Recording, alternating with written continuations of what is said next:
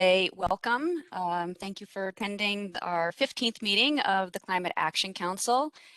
As we have in the past, we're holding today's meeting via webinar as a matter of safety, as well as to allow for broad participation across the state.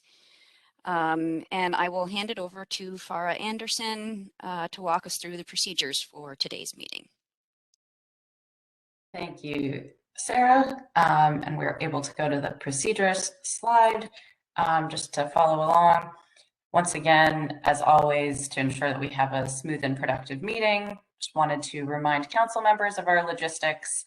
There's just a few, and as we're back to virtual, I think we're relatively used to them, so I will go through them quickly. The first is to remain on mute if you're not speaking, so that we can limit background noise. And the technical support team will also monitor to ensure non-speaking members are muted. Of course, if you are able, we do encourage council members to join us on video. And you can click your camera button on your computer screen to do so. It'll be great if your video is on and red if it's not. If you would like to provide a comment or a question, please use the raise your hand function on the hand raise using the icon on your screen. And we will encourage everyone to please also lower your hand when you have completed your comments to ensure smooth tracking. Once you are called, unmute yourself so we can all hear you and place yourself back on mute afterwards. And then lastly, should anyone have any technical issues, feel free to reach out to the support team directly at nys.cac@cadmusgroup.com. And with that, I will complete sort of our technical walkthrough and pass back to Sarah. Great, thank you for that, Farah. So let's turn to roll call to see which members of the council are here. Can I hand it over to NYSERDA's Valerie Milanovic? Good morning. Thanks, Sarah. Thank you. Good morning, everybody. When I call your name, just please acknowledge your participation in today's Climate Action Council meeting. Co-Chair Harris. Good morning. Present. Morning. Co-Chair Sagos. Good morning, everybody. Good morning. On behalf of Commissioner Ball, Brian Steinmuller. Yes, good morning. Good morning. Donna DeCarolis. Good morning. Hello. On behalf of Commissioner Dominguez, Ron Epstein. Thanks. I think I heard you. Yes, good morning. Okay, great. Thank you. Great. Gavin Donahue. Good morning. Happy Friday. Happy Friday. I believe Dennis Elsenbeck may be having some IT issues, so he's intending to join, but Dennis, I don't know if I don't see you. Valerie, can you hear me? I'm on. Oh, great. Great. Welcome, Dennis. Thank you. CEO Falcone. Good morning, everybody. Good morning. On behalf of Empire State Development, Vince Ravishare. Kevin Hansen today, actually, but hello. Oh, Kevin Hansen? Okay, sorry, Kevin. Thank you. Rose Harvey? You hear me? I can hear you. Great. Thanks, Rose. Good. Chair Christian. Here, but slow on the unmuting. That's okay. Thank you. Welcome. Bob Howarth. I'm here. Good morning. Thank you. Morning. Peter Iwanowitz. I'm here. Good morning. Good morning. CEO Quinones. Present. Good morning. Good morning. Commissioner Reardon. Present. Good morning. Morning. Ann Reynolds. Hi, I'm here. Hello. Super. On behalf of Secretary Rosado, Keisha Santiago Martinez. I'm here. Good morning, everyone. Good morning. Raya Salter. Good morning. Present. Right. Paul Shepson. Hi, good morning. Good morning. Commissioner Wisnauskas.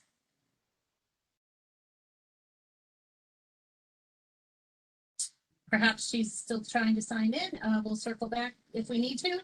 And on behalf of Commissioner Zucker, Henry Spletoff. I'm here. Good morning. Good morning. All right, with that, I note a presence for today's Climate Action Council meeting. Thank you, Val. I'd also just like to officially welcome the newly appointed PSC Chair, Rory Christian, to the council. He's certainly no stranger to this process, as he's been a member of the Power Generation Advisory Panel for over a year. So I am sure he'll hit the ground running with the work before us here. But I would, of course, also like to thank Commissioner Howard for his contributions to the council while being interim chair. And I know I'm joined by Commissioner Sagos in saying that we look forward to continuing to engage both with Commissioner Howard, but specifically with the new PSC Chair, Christian, in this role. So welcome to you. If you wanted to say hello, I know we'd welcome it. Thank you for the introduction, Doreen. I'm happy to be here. I'm glad to be a part of this process, and I look forward to working with familiar faces and new in moving the state towards its goals. So thank you for having me, and looking forward to participating. Welcome, Rory, and you win the backdrop award for the Zoom here, right off the bat. Definitely. Nicely done. Definitely. One day I will play that guitar. Over to you, Basil. Great, thanks, Doreen. You all see the agenda in front of you. The big elements today are thank you to the Climate Justice Working Group for coming back together. We're going to go through the waste, energy intensive and trade exposed industries panels and the Just Transition Working Group. We'll hear feedback from the Climate Justice Working Group on those panels. Amanda Stevens will then jump into the updated climate assessment. And we'll hear from Carl Moss on the next set of information coming out of the integration analysis. So should be a good meeting, as always. Next slide, please. So now we'll take up the meetings, the minutes from the last meeting. Is there any discussion on what we sent around? Any questions? Let's see the box here. Okay, not seeing any. Can I have a motion to approve the minutes? I'll move it. Can I have a second? Seconded. All in favor? Aye. Aye. Aye. Okay, thank you. The motion is approved. The minutes are approved. Next slide, please. So Doreen and I will just spend a couple of minutes talking about Climate Week, which was a very important Climate Week. Obviously, we had as usual Climate Week in New York City, which helped to focus some of the nation's attention, if you will, on what we're up to here. Next slide, please. Action-packed week, to say the least. I'll go through some of the announcements that came on the resiliency side, and Doreen certainly has some great things to talk about on the mitigation side. The governor announced, as I think you all know, a new Resilient New York agenda, putting out $600 million of grant money for water infrastructure, which I think we all know is part of our state's long-term plan for climate resiliency, certainly after Hurricane Ida and many other storms over the years. And also announcing a new commitment on the Bond Act, which will go before the voters next year, increasing the dollar amount to $4 billion, and at the same time changing its name to reflect its priorities. In addition to that, DEC also announced a community air monitoring program, which will be working with the Climate Justice Working Group and all of you, of course, community leaders over the coming months to shape that up. There'll be 10 overburdened areas around the state. And our goal, we believe, is to hit 5 million New Yorkers with that monitoring. So it's very exciting. It'll be first of its kind statewide in the country. And if it's done right, the first of its kind in the world, which is really amazing. We're going to go beyond the Climate Act. The Climate Act requires four communities, so we're going to go do 10. We're backing that up as well with a capacity grant program, and that's a $500,000, at least starting commitment from DEC through the environmental justice line of the EPF, and that'll help communities then take some of the data that's coming out of this new monitoring program and help act upon it, which is good for transparency and certainly local participation and input. So very excited about that program, and certainly more to come on that. And ending Climate Week last Saturday with Governor then traveling to Glens Falls to talk about the Climate Smart Communities program and the 11 new communities that are now certified, not just committed, but certified climate smart, including Glens Falls. So the state's moving forward on that great program. So over to you, Doreen. Thank you. Next slide, please. It was truly a remarkable week of activity for Climate Week altogether, for certain. Sorry, next slide, please. It was great to see you and our new governor and lieutenant governor together crisscrossing the state, certainly with a very significant suite of impactful announcements. In addition to the activities you just mentioned, there were certainly a number of other announcements worth highlighting.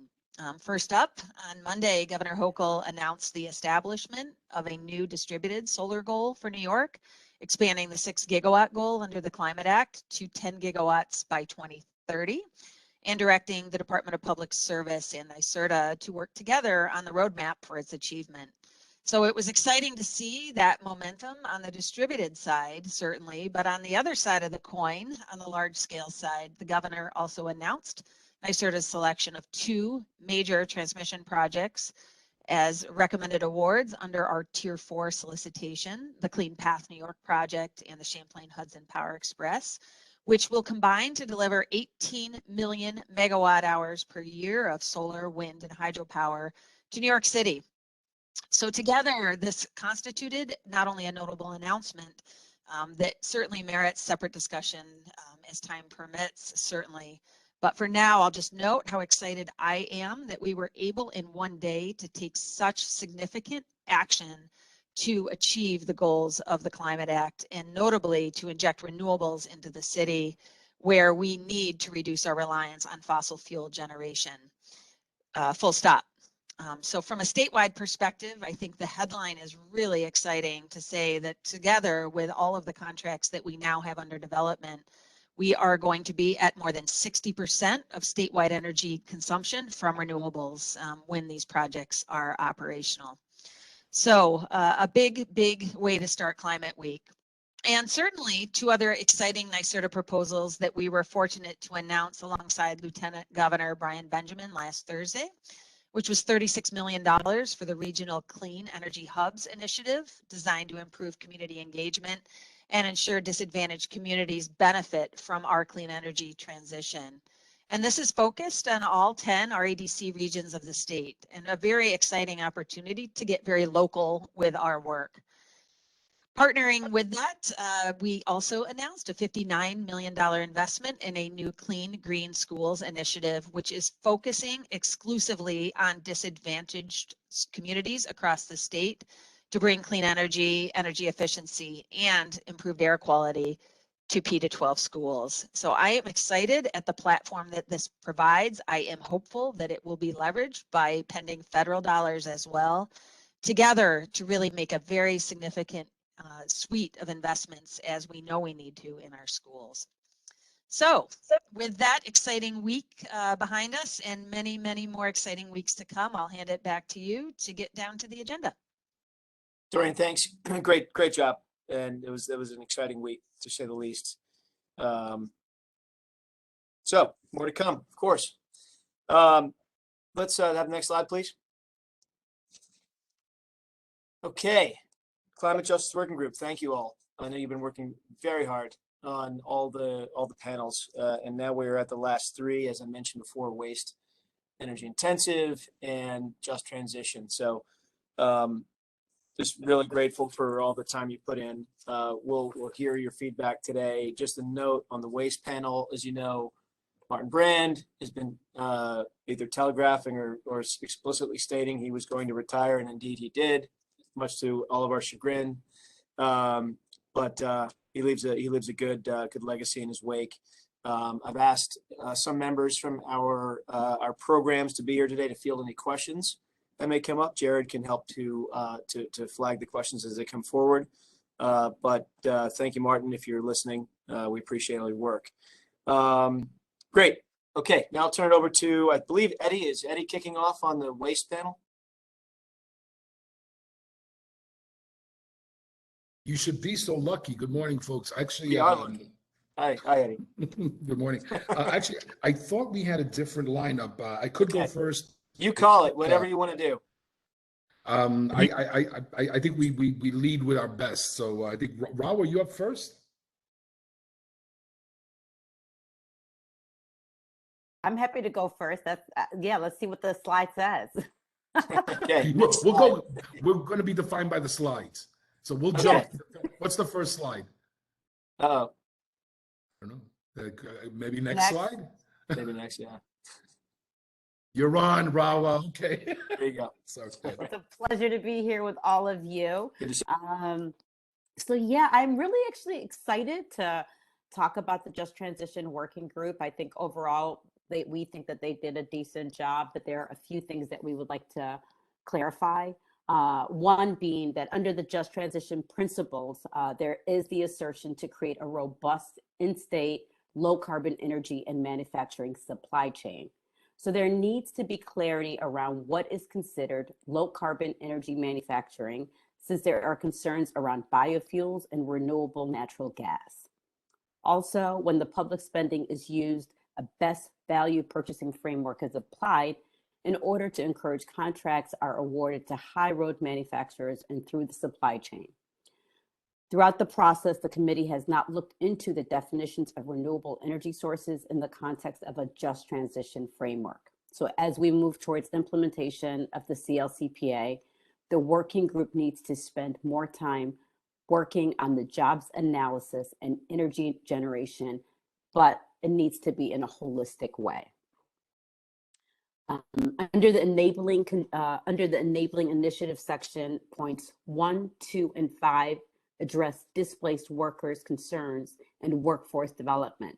While most of the recommendations are commendable and should be initiated, a workforce assessment plan would help to ensure that impacted workers contribute to the process and keep informed about possible job loss or creation. A huge principle of just transition is that the people that are closest to the problem also have the best solutions. So in addition to the recommendations only mentioned once, the idea of retirement planning. This should also be considered in the workforce assessment plan, since an aging fossil fuel reliant workforce may not want to reskill, and a dignified retirement would aid in a just transition. Next slide, please. Thank you. So on page 42, business opportunities and strategy section, an additional potential strategy to consider are community benefits agreements that can be made between manufacturers, community stakeholders, and union groups.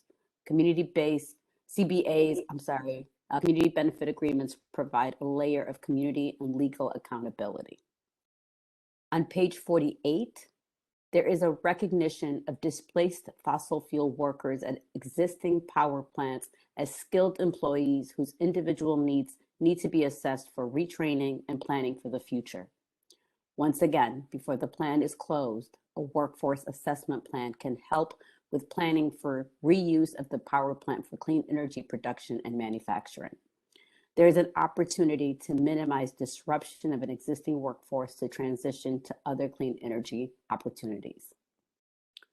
Also under point 3, in reference to hiring, it must explicitly acknowledge and name efforts to eliminate implicit bias in the search and hiring process.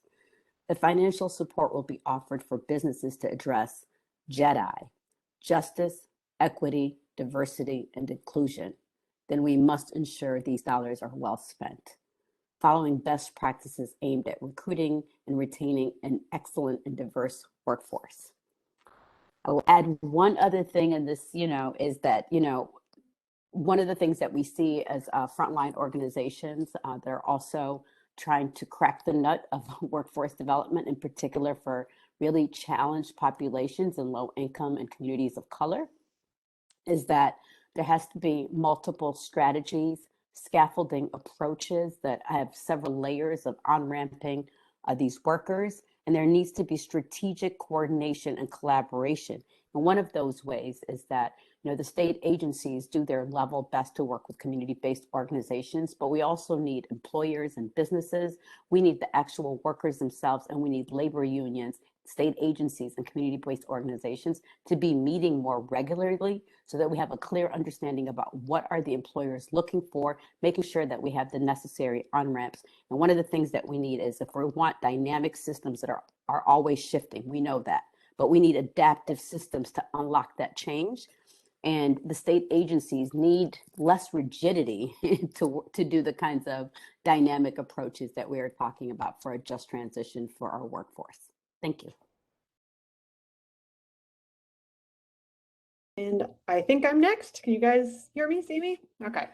So I'm Abby McHugh-Griffa, Executive Director of the Climate Solutions Accelerator of the Genesee Finger Lakes region. Very pleased to be here with you all today. And I want to begin with next slide, please. There we go. By appreciating the energy-intensive and trade-exposed industry panel's focus on creating 21st century clean jobs in disadvantaged communities, as well as the proposed data collection and reporting requirements that would provide a more accurate understanding of how industrial facilities impact disadvantaged communities. As with all aspects of New York State's transition to clean energy, collecting robust data and making that data publicly available will allow for meaningful evaluation of progress and challenges to ensure that we achieve the greenhouse gas emission targets of the CLCPA in an equitable manner. In addition, the recommendations aptly identify that state procurement preferences for low carbon building materials can encourage less energy intensive manufacturing in some sectors. However, we were concerned to see that the EITE panel's recommendations focus more on economic development and state assistance for EITE businesses than on the regulations that will be necessary to drive down industrial emissions as close to zero as is technically possible. Reducing emissions and advancing environmental justice must be the explicit objective of New York State's efforts to implement the CLCPA within the industrial sector and other sectors, which can support business development, but may also require tough decisions that some business leaders initially find unpalatable. And although the EITE panel's recommendations make little mention of specific technologies or energy sources, we were concerned to see more attention given to methods that would allow the sector to continue to pollute, such as carbon capture and storage and low carbon fuels, than to electrification and renewables. This suggests that the panel's priorities may require some reevaluation. In terms of what should be promoted as industry solutions under the CLCPA, we recommend strongly emphasizing demand-side changes such as process efficiency, materials recycling, materials substitution, waste reduction, and improved product longevity. Fossil fuel combustion for industrial heat should be greatly reduced, replacing it with electric heat whenever feasible. A study of industries in the European Union found that around 40% of gas-fired industrial heat could be replaced by electric heat pumps, and other non-fossil fuel heating technologies can be applied for higher heat industrial processes. Regarding workforce development, it is critically important that members of disadvantaged communities are included in the process of creating workforce development programs to ensure that these programs meet the community's needs and are culturally appropriate. And of course, that's what Rawa was just referencing. Next slide, please. Go. So although these issues are only hinted at in the EITE panel's recommendations, we wanted to take a moment to highlight some environmental justice concerns associated with carbon capture and storage, hydrogen, and offsets, which we believe should not be promoted as solutions under the CLCPA. Carbon capture and storage technologies are problematic because they encourage the continued extraction and combustion of fossil fuels. Research on actual CCS projects find that emissions reductions of only about 10 to 11% after factoring in production and process emissions related to the technologies themselves. This ineffectiveness is underscored by the exorbitant costs and risks associated with storing carbon. Even if CCS could be effective at reducing carbon emissions, local air pollution will continue and may even increase. For this reason, CCS could violate the environmental justice standards established in Section 7 of the CLCPA. Regarding efforts to replace fossil fuels with hydrogen, we understand that some industrial high heat processes, such as cement production, may not be electrifiable. In such cases, green hydrogen is a potential alternative fuel. However, nearly all hydrogen commercially available today is produced from fossil fuels, and so-called blue hydrogen, produced from fossil fuels but using CCS to reduce emissions, could actually result in net increases in greenhouse gas emissions compared to burning gas or coal for heat. And I'll just note that the Climate Action Council's very own Bob Howarth has done some excellent research in this area. Combustion of hydrogen also raises serious environmental justice concerns due to higher NOx emissions, as much as 6 times higher compared to natural gas. Even industry studies find that blending hydrogen with natural gas will increase NOx emissions. Hydrogen combustion for industrial processes is no silver bullet, therefore, for replacing fossil fuels. And at a minimum, hydrogen proposals should be subject to review and possible denial under Section 7 of the CLCPA, prohibiting state actions that impose disproportionate pollution burdens on environmental justice communities. Lastly, we'd like to simply remind the Council that the CLCPA restricts the use of offsets by prohibiting waste-to-energy projects, including incineration and pyrolysis, and biofuels used for energy or transportation purposes. Any approved greenhouse gas emission offset project shall be designed to provide a discernible benefit to the environment rather than to the source, be located in the same county and within 25 linear miles of the source of emissions to the extent practicable, enhance the conditions of the ecosystem or geographic area adversely affected, and substantially reduce or prevent the generation or release of pollutants through source reduction. In approving offset projects, the state must design the alternative compliance mechanism to ensure co-pollutant reductions and maximize environmental, health, and economic benefits in environmental justice communities. And with that, I will pass it to my colleague, Eddie Bautista, who is now going to talk about the waste panel. Can I intervene? I think there's some folks that may want to touch on either what we talked about with just transition or EITE before we get on to waste. Give a chance for folks to raise questions about both those. And I think Doreen and Roberta also want to just make a couple notes about just transition. Thanks, Yeah. Basil. Thanks. It's Roberta from the DOL. I just had a couple of questions on the notes on the Just Transition Working Group. The workforce assessment plan, when you talk about a workforce, I mean, we do workforce assessment plans all the time at the DOL, but I have a feeling that we're using the same words differently. So when you talk about workforce assessment plan, are you talking about assessing the workforce and their skills and all that? Or are you actually asking that the workforce themselves assess the plan? I think we're using the same words differently. First of all, Commissioner Roberta, I want to say thank you. Language is so important. And I can tell you one thing, what you're saying is absolutely correct in that, for example, when I talk to finance, it's like we're all talking different languages, right? So I need an intermediary to kind of like translate for me. I think you're 100% right. I think what we're talking about when we say a just transition is really shifting our mindset to thinking much more holistically, right? And there needs to be assessment at every sort of point. And when things are not working, how do we pivot, but how do we also pivot together?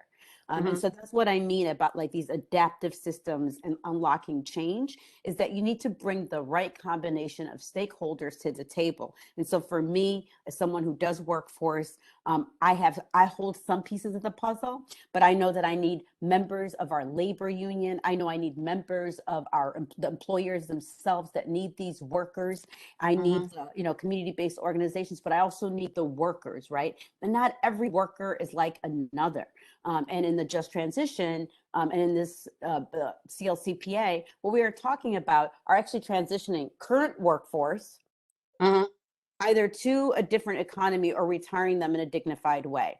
That is a very different assessment, and that needs its own assessment sort of tools versus onboarding the new workforce that needs to be part of this renewable energy transition, and it's economy wide. So it's quite dynamic of a system that you're trying to set. So none of this is linear, right? So that's like the clock approach is very linear. I'm talking about a cloud approach, and that these two things systems need to work together in order to affect the kind of change. So I'll give you a very quick, sorry, Eddie, I'm going to give a very quick story so I can really make sure this is translating, is that right now, we know that we do not have the current workforce to implement the CLCPA. We have certain agencies that are, affiliated with academic institutions that can certify a lot of, in particular, disadvantaged workers. The problem is there's huge barriers to that. Only a few of the workers that are considered disadvantaged are able to access those trainings. Then you've got, but organizations like mine, we've got wraparound services, other kinds of things that can give you that scaffolding that is needed, right? Yeah. And then when we talk to contractors, they then tell, our curriculum designs have to be with the workers themselves, the contractors, and what they need. We need to be working in partnership and unlocking. Also, the other thing is, I don't want to certify 100 workers, say for, I don't know, heat pump or air source pump installation, when only 20 workers are needed. I may need to just like train 30 of them, knowing there's going to be some attrition so that the worker, you know what I mean? So it's like, and then when we talk about community benefits and labor standards and all that, that's what I'm talking about. So no, that's perfect. I hope you got it. So it's multi-layered. And just so you know, we do a lot of this at the DOL now, and I apologize. We tend to be a little bit inside the beltway, and we don't make it as specific in the way we talk about it. But yes, especially like with retirees and all that kind of stuff, that is absolutely part of what we do on a regular basis. And going forward, I take your comments very seriously. Because clearly to your issue about not training 100 people for 20 jobs, that would be the worst thing we could do. And, the worst thing you can do is train somebody for a job that doesn't exist or that somebody else gets before they get out of their certification. So the long view is, and that's why we're waiting on the job study to reveal more of what really is out there, is to understand it's triage, who needs a job right now, who has a little bit of a ramp so they can take a year or two of training and that job will be ready for them when they get there. And then how do you prepare young people for a job that they're going to grow into? And so it's a lot of balls in the air, but it's very much to what you're talking about. But I appreciate your comment. Thank you very much. Great. Yeah. Sarah, if I could, if you could keep us on. Go ahead. Doreen. Yeah. Sorry, if I could just jump in with one thing, and then I imagine Kevin may have a little bit on EIT as well. But I think, Robert, listen, I'm glad we had that discussion. I would also say, couldn't agree more with respect to the need for the evolution of these programs to include at least what we call wraparound services as well, knowing that there's facilitative investments that we can make, things like transportation, childcare, counseling, et cetera, that are so necessary to really realize the change that we need. So I would say, at least specific to the programs I know we've talked about, it has become part of the core of the programs that we're running for those reasons as well. And also, really, we couldn't agree more as to the need to plan holistically, not only for the workers themselves, but also for the future of these facilities. The facilities themselves need to become the hubs for these clean energy technologies that we're advancing together. But I appreciate the feedback, and I really do look to the job study to help to address some of the questions that remain that you've rightly brought up. Kevin, did you have anything on the EIT front? Sure, thanks, President. And just very briefly, thank you for the feedback. And one of the comments about the high heat industrial temperature processes, I had a follow-up question about, because I think that's the panel's perspective, which I think the study, it sounds like, also supports, is that the really high heat processes are difficult to replace just with electricity. And I'd be interested in hearing the Climate Justice Working Group's feedback, if it had a position on, for the balance of those high heat processes that may be trickier to replace with electricity, are there preferred technological approaches, such as, maybe one of those limited uses of green hydrogen subject to the concerns that you've raised, or are there other technology or process solutions that you would recommend? Thank you for the question. Yeah, so green hydrogen, we do understand that there may be a limited application for green hydrogen. And again, just with, really assessing projects on a one-on-one individual basis rather, to make sure it does meet, the requirements of not providing undue burden, pollution burden in environmental justice community. And certainly just making that distinction between green hydrogen, blue hydrogen, gray hydrogen, and being careful about what is prioritized there. Yes, and as Eddie says there in the chat, green hydrogen for fuel cells, yes. For power plants, no. So the mixing of hydrogen and natural gas for combustion purposes is particularly concerning from an air pollution standpoint. So that was definitely a message we wanted to get across. And I'll just ask if any of my other fellow climate justice working group members want to weigh in.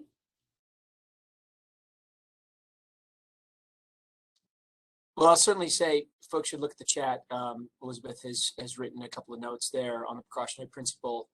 And Paul has also written a note about carbon capture. So if everyone can make sure as this proceeds to capture that, there are also a couple of hands raised, Bob, Raya, and Dennis. You folks want to weigh in that order? I didn't know which order they came in, but you want to take it, Bob? Sure, yeah, thank you for the opportunity.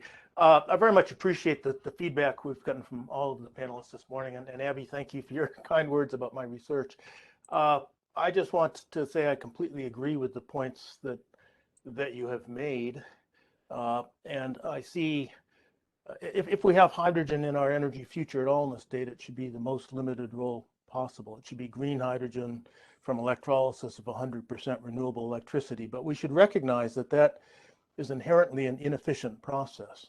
So for instance, in terms of heating a home, if you're to take green hydrogen and put it into a traditional burner in a home, as opposed to using the renewable electricity directly with the heat pump is 20-fold more efficient. So we really got to make sure we're not using hydrogen in any sort of thought for heating. In terms of the high heat industry needs, the issue came up, Kevin raised it. The technologies are changing rapidly. So up until a year or so ago, people said you need to have high hydrogen or other high heat generating fuels to produce steel. There's now an operating plant in Sweden that is using mostly electricity, renewable electricity, to make most of the steel. All of the heating is coming from electricity. They're using a tiny bit of hydrogen just as a chemical reactant in it, but they're using about 2% of the amount of hydrogen that they would have been using for the heating. So the technologies are changing rapidly, and I would encourage us to pay attention to that changing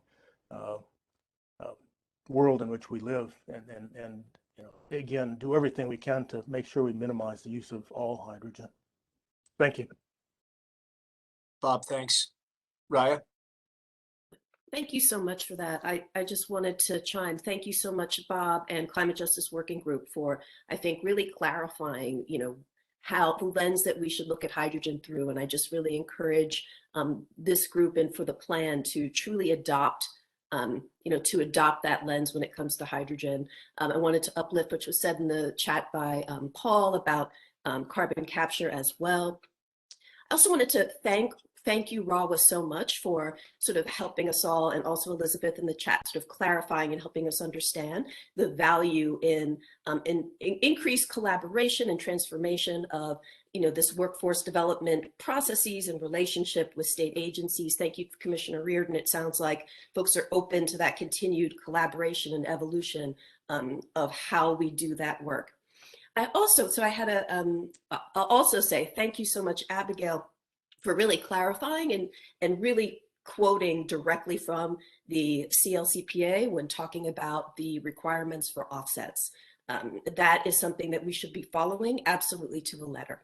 And I also wanted to ask, one thing I know that, we've grappled with is, how can we have these EJ guardrails as described in the CLCPA, these sort of do no harm, no disproportionate burden to disadvantaged communities. And so I was very glad to hear Elizabeth raise the precautionary principle. And I hope perhaps Elizabeth and others could speak to that a bit and how we can and should apply that principle and others to really harden these environmental justice guardrails. Do you want me to respond? Sorry, Please. I wasn't prepared to talk today. I was here to listen, but I'll be happy to just briefly say that, when the environmental justice movement came together over 25 years ago, one of the things that was central to decision-making and when we were talking about a just transition is that we knew that some of the outcomes would be green. They would be green solutions. They would address carbon. They wouldn't address co-pollutants, and that some of the processes would be toxic and would expose workers to another kind of industry that was harmful. And so the goal and the idea that the scientists and the environmental justice movement had is that from soup to nuts, from beginning to end, the process has to be one that builds, that enhances, that honors health, particularly of communities that have a legacy of toxic exposure. And so one of the reasons I put the precautionary principle in there is because we've done so much work and sometimes we forget it and we don't use it. And if you have the precautionary principle centered, just like racial justice and equity, we will be able to come up with recommendations for the state of New York that are transformative, not just for New York, but literally will be looked at through the rest of the world. So I can't say much more about that, except that I would ask and urge you to look closely at all the work that has already been done about how we do this. I know that it's hard. Workforce development has always been very conventional, and we're asking for something that is radically different, right? But I think that we have an opportunity right here to pause for a second and ask ourselves, is this process, is this policy, is this regulation, is this path, does this do harm? And what do we do to prevent that? Because harm is here. So anyway, thank you. I hope that I was on point. I'm not very focused today. Thank you very much. It's very helpful. Thanks, Elizabeth. Dennis?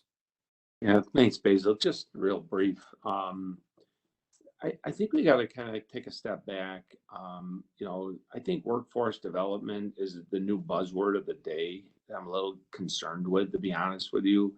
I think in this particular effort, we've got to kind of like tie our future workforce development to how we define benefits when we look at the climate action or the Climate Act.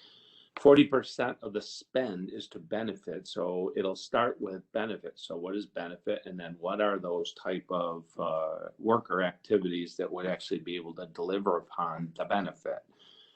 It'll also be tied to the recommendations that will be coming out of the Climate Action Council within the framework of the scoping document. So I'd also like to ask that we consider the efficiency and the sustainability of workforce development and really start exploring how we coordinate, consolidate, how do we all work together within the framework of a community on training and wraparound services. To be honest, there's a number that are being created, and I think we got to think about efficiency and sustainability, not just from an environmental point of view, but everything that we do. I think that's kind of like the excitement, because right now most workforce is actually out of state and that are attracted by the subsidies that we're providing, and we got to kind of like rethink that model. The question I had is, and I got a little confused, and Abigail, when you mentioned something about the focus on ED or too much focus on economic development, but I didn't want to misstate that. I was just kind of confused. Maybe I just misunderstood what you said. Thanks for the question, Dennis. I think is when I was actually, digging into the recommendations, I admit I was surprised how little there was about emissions and about renewables and about electrification specifically. So I just want to make sure, we keep our sights set on the purpose, the overarching purpose, right? To address climate change, to advance climate justice. And yes, the co-benefits that can be realized from that, we absolutely want in terms of economic development. That should and must be part of this, but that can't be our sole reason for moving forward with this work. So just, again, kind of keeping our sights set on the purpose of the CLCPA and making sure that that is the priority, which will at times require, regulation, which might be, tough and politically challenging. But we need to be able to make those hard decisions. Okay, well, I appreciate that.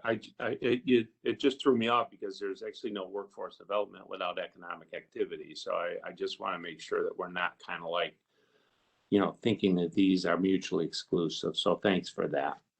Thanks, Basil. Anytime I can be confused with a spice, I'll take it, my man. Peter. Thanks, Basil.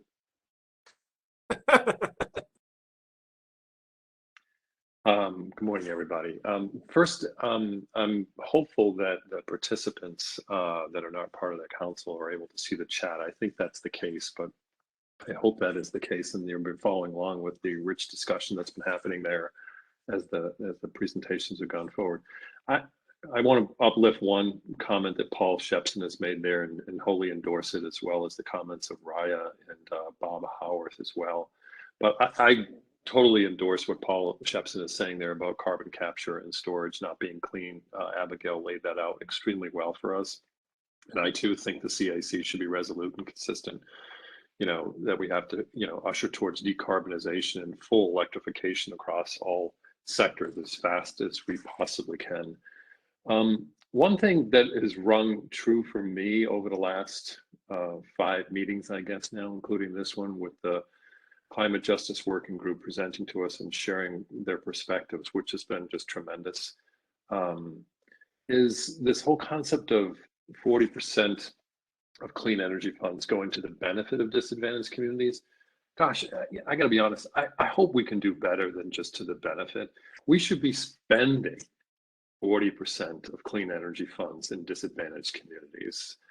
We all know that these frontline communities that are largely inhabited by Black and Brown people are at the front lines of the crisis, and merely to suggest that the benefits accrue to that isn't good enough. I think we really should spend 40% of the funds in those communities rather than just get tied up in what benefits are and not benefits. And I think the law allows us that latitude. So just wanted to make that point. Thanks. Peter, thanks. Bob and Raya, your hands are still up. I don't know if that's wayward at this point. Donna, I believe, has their hand up, and that should do it before we get back to Eddie. Yes, thanks, Basil. Appreciate it. Just one comment I would add, and I know we've talked about it before. When it comes to the technologies and considering studies, I just encourage the council. I mean, we're hearing viewpoints on some studies, but not all studies. So I just encourage the council to include an expansive view of studies on things like hydrogen, things like RNG. Clearly, these are things being used elsewhere throughout the country and in Europe to reduce emissions. So just asking that we consider this broad kind of expansive view and be inclusive as we look at the best way to accomplish the goals of the act. So thank you. Donna, thank you. I now see Anne has her hand raised. Anne? I do, thank you. I just felt the need to respond to something Dennis said, and I'm hoping I misunderstood what he was saying, but he said most of the workforce is out of state when you talk about the subsidies we're providing. And I want to disagree with that. I mean, one of the nice things about building retrofits for energy efficiency, the enormous amount of retrofitting that's going to happen across the state, and as well as installing renewables, solar, wind turbine construction projects, offshore wind, port development. One of the reasons we love it is those jobs will be in New York State. And so we are going to need the workforce here. If there's any place, where we might need some help, it's the supply chain. And that's why one of my favorite Climate Week announcements was the location of a solar manufacturing facility in the Binghamton area to bring that supply chain here. But I just wanted to make sure that it was clear that we're working for climate action and emissions reductions, but we're also working for having those jobs in New York and making sure the people that get them are both displaced fossil fuel workers or folks from disadvantaged communities, and bring some diversity to that workforce too. And we're not gonna acquiesce, I guess, to an out-of-state workforce for all this important work.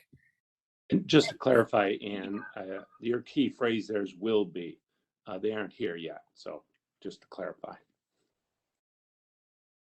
Well, the construction jobs installing solar are here, and there's hundreds of people, 14,000 people in New York working in the solar industry right now. So we want to bring more. We want to bring that supply chain, but the folks doing building retrofits, energy efficiency retrofits, solar power construction are doing it right now in New York. Okay, thank you. And thanks for that. If you could drop your hand. Great, Eddie, thank you for indulging us. I think that was important that we pull aside on those two panels before we get to waste. Sure, my pleasure. Point of personal privilege before I launch in, I just wanted to congratulate Chair Christian for his installation yesterday. Many of us in the environmental justice community see this as an inspired choice by Governor Hochul. And I dare say that this actually gives a lot of us hope. And I do recognize that the words hope and public service commission are rarely combined.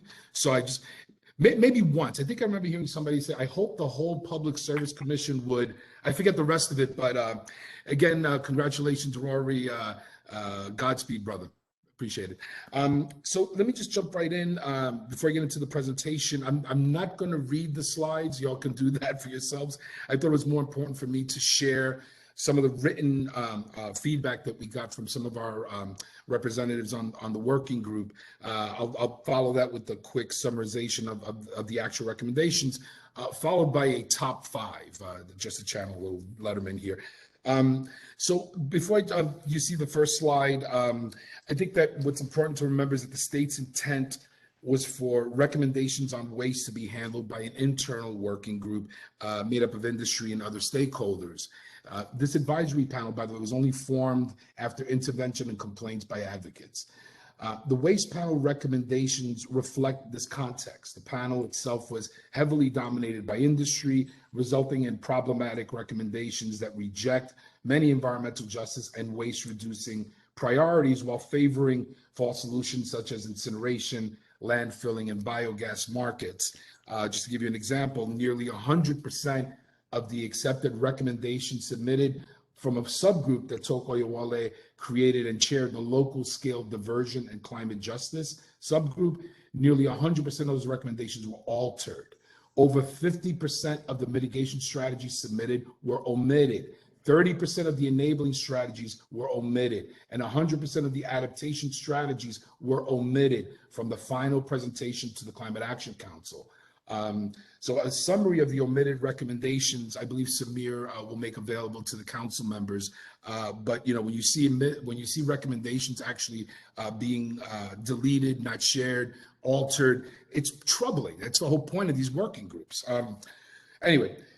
While the state's new greenhouse gas greenhouse gas emission accounting now attributes dramatically more emissions to the waste sector, the language of many of this panel's recommendations reflects the lead agency's messaging to that panel that recommendations that would reduce methane emissions from landfills would be preferenced, which coincided with the agency allocating far less consideration to recommendations that reduce the excess material production and transportation to begin with.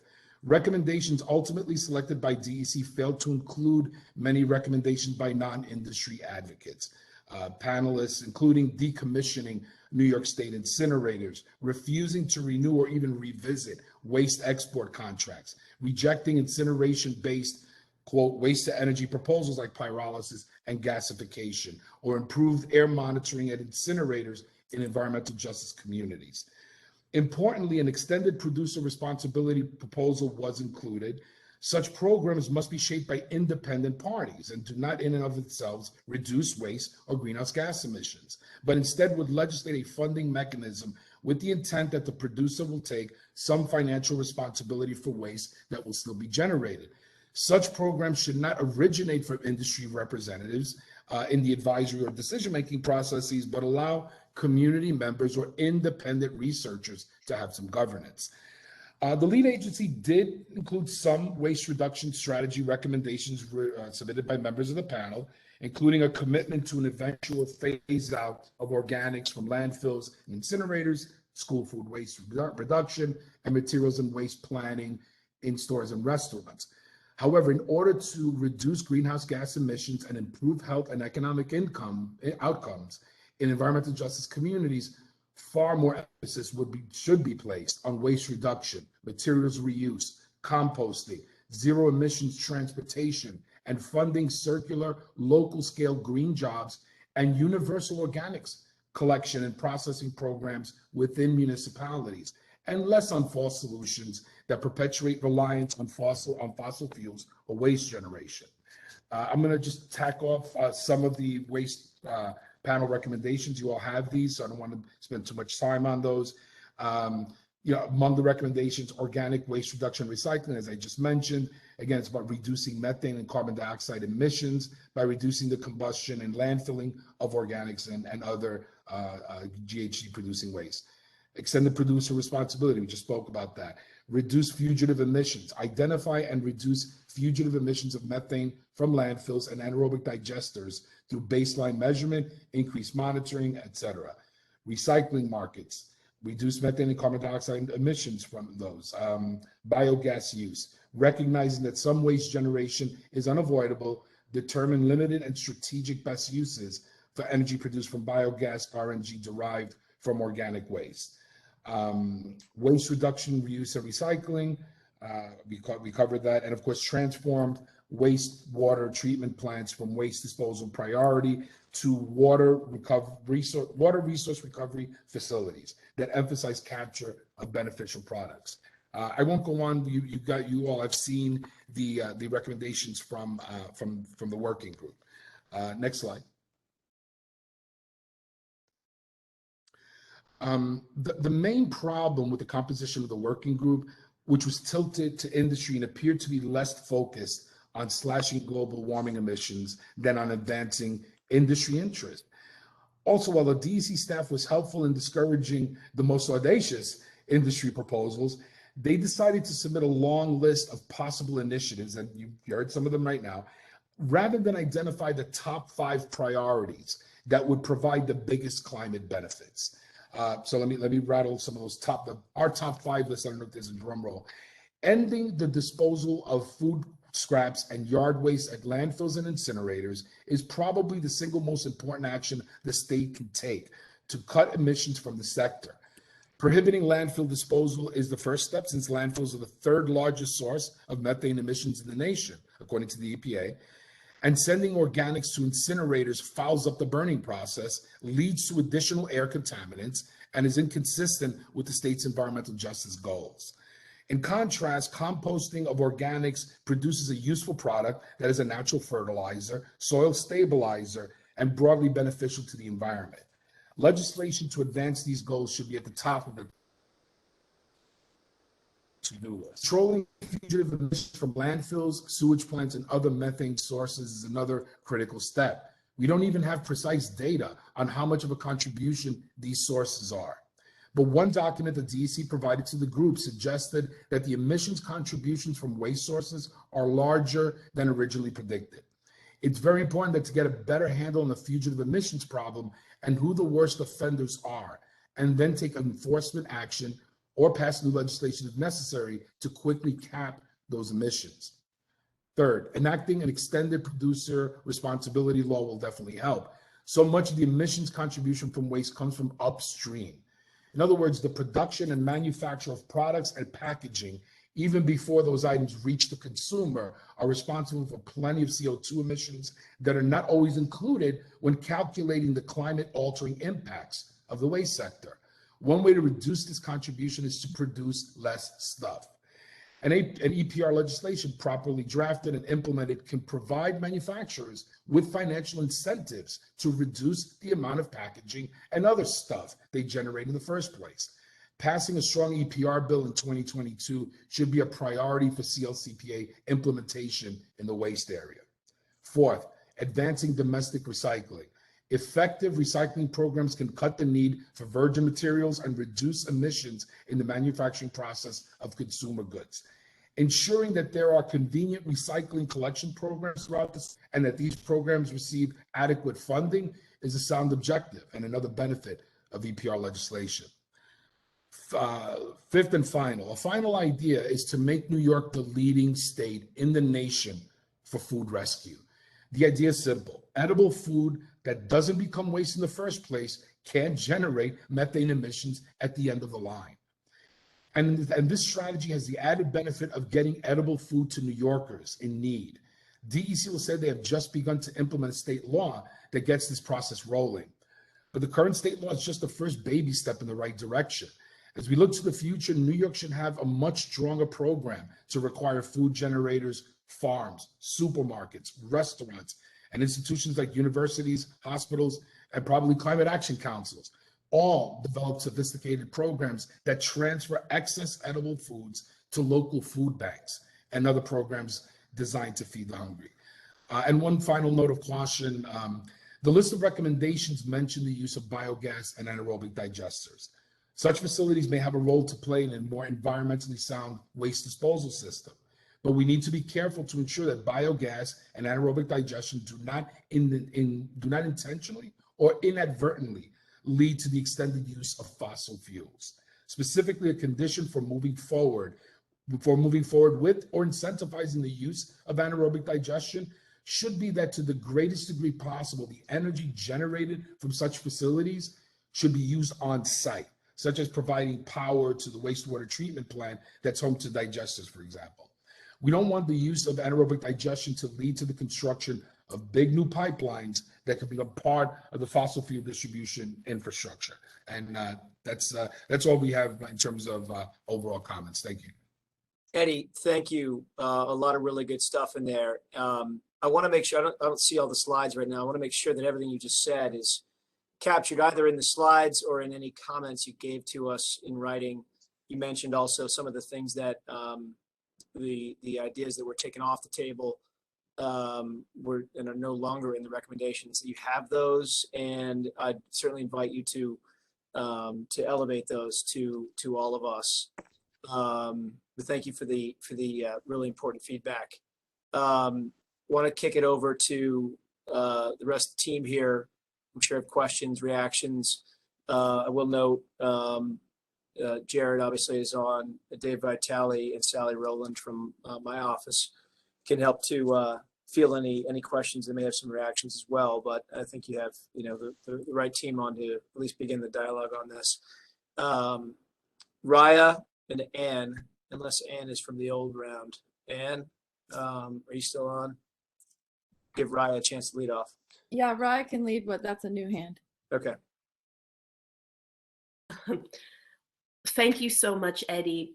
Thank you, Basil, for addressing right off this issue of recommendations that may be missing or deleted. I welcome clarification on what recommendations have made it into the integration analysis and which ones have not, and how perhaps that can be rectified, or at least ask for real transparency there. There was a lot that was presented here.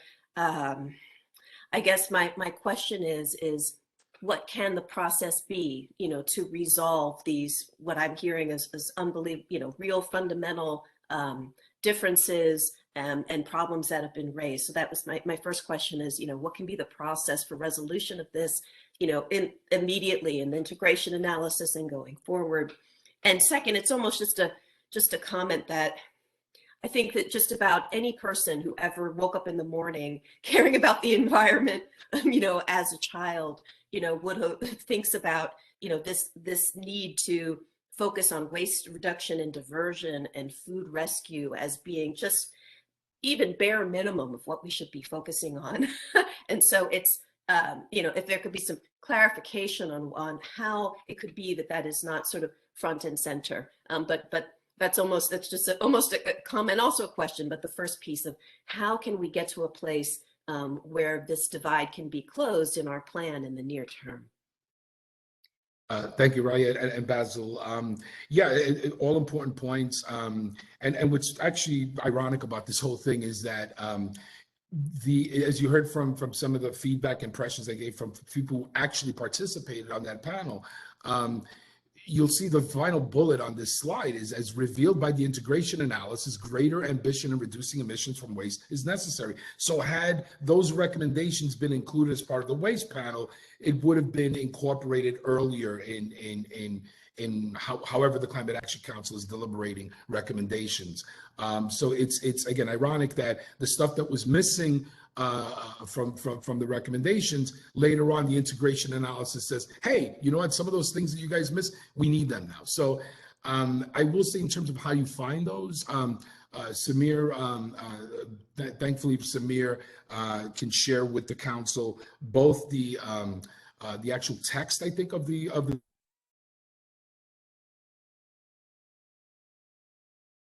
testimony of one of Toko Yawole, who at the time was working for the New York City Environmental Justice Alliance, testified at the assembly hearing on CLCPA implementation this spring, and in great detail in her testimony laid out which recommendations were missing.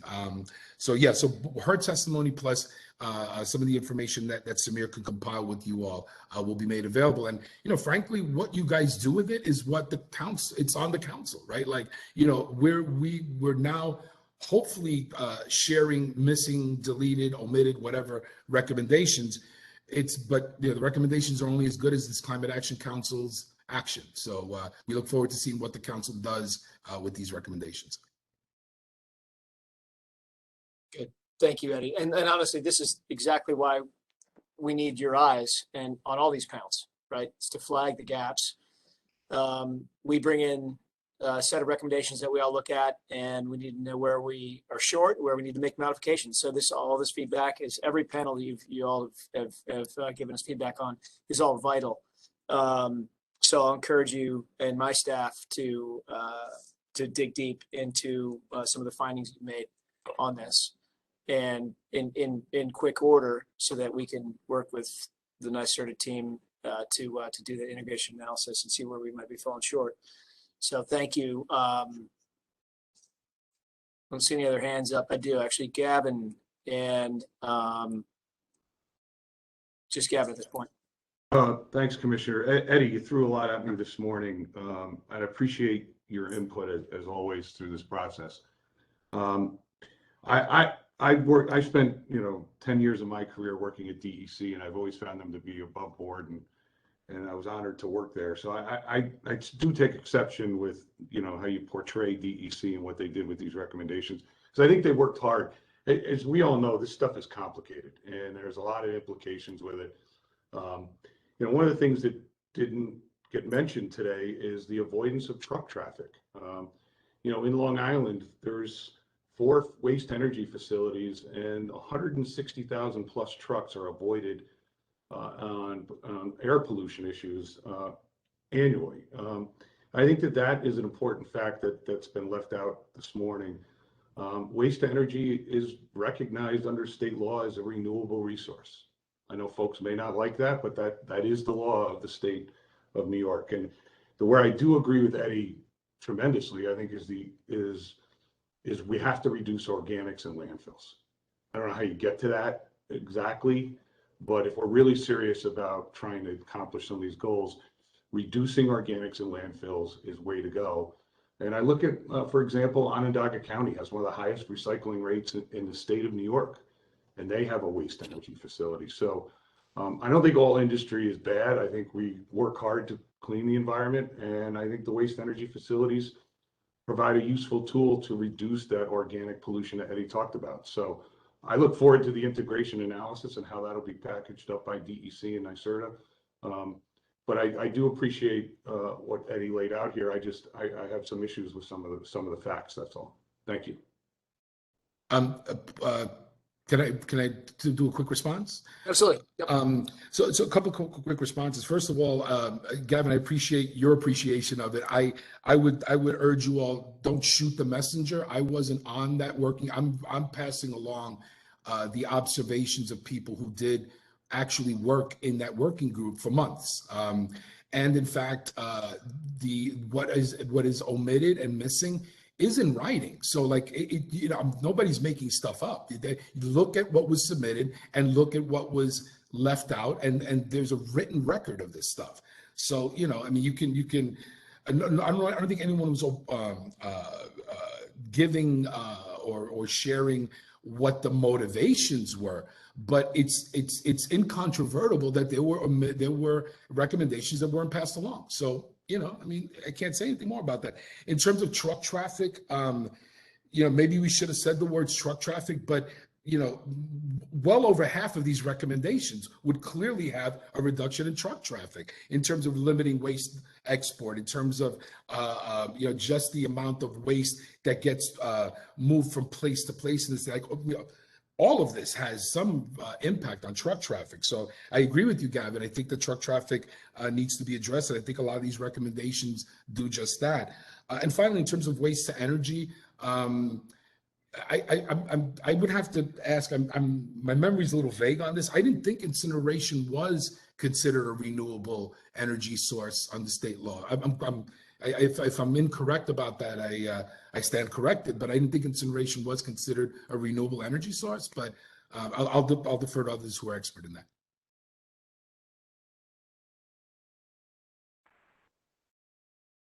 It is a renewable resource under state law and the energy law. It's been that way for years. So yeah, maybe Jared wants to pipe in here, but that's a fact. Yeah, so I think what Eddie's probably referring to is the CLCPA definition for purposes of the 70% renewable energy requirement by 2030. Thank you, Jared. And which I don't know specifically, but I assume that's what you're referring to. Yeah, and that's a law now too. Yeah, there's two statements being made, and both are true. The energy law definition of renewable energy includes waste, but the PSC rules and the CES program does not include waste as renewable. Doreen, thank you there. If I could just jump in with one sort of question for Eddie and a point.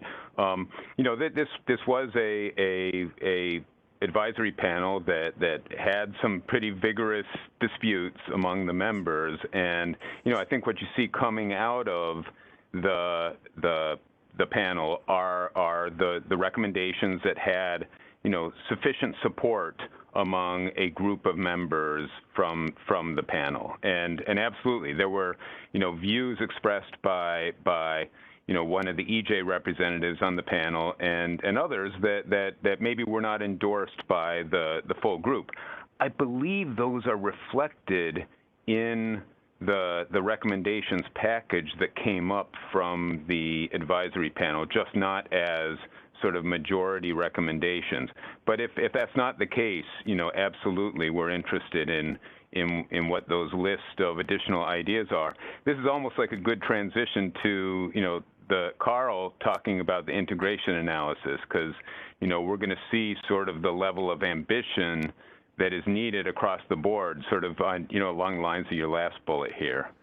So, I think unless there's any other questions, I think that's probably a good place to go right now. But I don't know, Eddie, had you looked at those sort of, that listing of the sort of other views that were not, sort of the consensus views? Is that complete, or? No, I haven't, Jared. I'm still trying to catch up with last week's emails. You know what I'm saying? So no, I haven't. Okay, I hear you. Okay. Basil, over to you. I think we have one more hand here, Peter. Yeah, thanks. I just want to weigh in on this whole issue of waste to energy being considered renewable electricity. And The outdated sort of provisions in energy law that I think were set aside when the Pataki administration, rightfully set a renewable portfolio standard that excluded that as an eligible thing. We've seen DEC regulations and more recently the CLCPA that sort of doesn't recognize the burning of garbage as a renewable resource is sort of where the modern sort of take on garbage burning fits into our scale. And I also want to sort of add that we've heard from some of the panel members, both pro incineration and those who are against incineration, that were part of that waste advisory panel, and we chatted with them as a whole this definition of zero emissions after 2040, and both sides sort of reported to us that that was not part of the discussions as part of the waste panel. They were kind of shocked to sort of see that language when it was presented to them. So I mean, I think we really need to be moving on away from combustion. Like I said earlier with Paul Shepson's comment on CCS. The vision that this law has, the need for it to be based more in the equity and justice provisions, really just says that, this council should be not, trying to squeeze in some areas of trying to burn stuff. We need to move away from combustion and full electrification of our systems as fast as possible. I know I'm a broken record this morning, but we're getting down to the point where we're going to have to start to see the pre-draft plan, and I really think that should be our commitment and goal and focus. Great, Peter, thank you. Okay, anybody else have reactions to waste or any of the other panels? If not, I'm not sure if we're on time here. We are. We are. I'm very pleased to report. Okay. Of course we are. Climate Justice Working Group don't mess around. Never. Thank you, Eddie. Thank you all, honestly, for all your hard work and all the panels. We owe you all a great deal of thanks, but also feedback and incorporating some of your ideas into all this moving forward. And to Peter's point, time is short, so thank you. Yes, thank you. I will join in saying that I know this was a lot of work to produce, and I want you to know how seriously we're all taking the feedback. And you'll hear even some of that specifically incorporated today in subsequent presentations, notably with respect to the integration analysis that Carl will be describing in a bit. But if we turn to the next slide first, if you recall, back when we were presented with the land use and local government panel's adaptation and resilience recommendations, there were numerous references to NYSERDA's climate assessment work. And at that time, we committed to provide the council with a briefing of this work. So today, I'm pleased to introduce my colleague, Amanda Stevens, who is a member of NYSERDA's environmental research team, who is leading this important work and here to provide the briefing as promised. So I'll hand it over to Amanda. Thank you so much. Apologies that you have to listen to me before getting to the integration analysis step, but hopefully this is of interest as well. Next slide. Next slide, please. And next one. So you can actually step through. I neglected to take out some animations here. So step through maybe four clicks and I'll talk about this. So I think you heard a little bit about the latest IPCC report at your last meeting, but I wanted to set the stage here by sharing a few highlights as well. As this report's over 4,000 pages, I'm not attempting to summarize all of its findings right now, but just a few important points.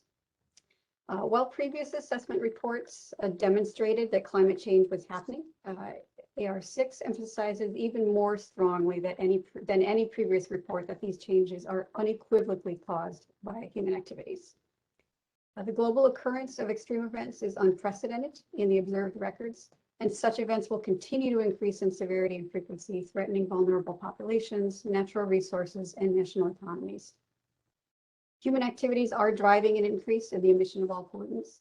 In particular, emissions of greenhouse gases are not slowing down.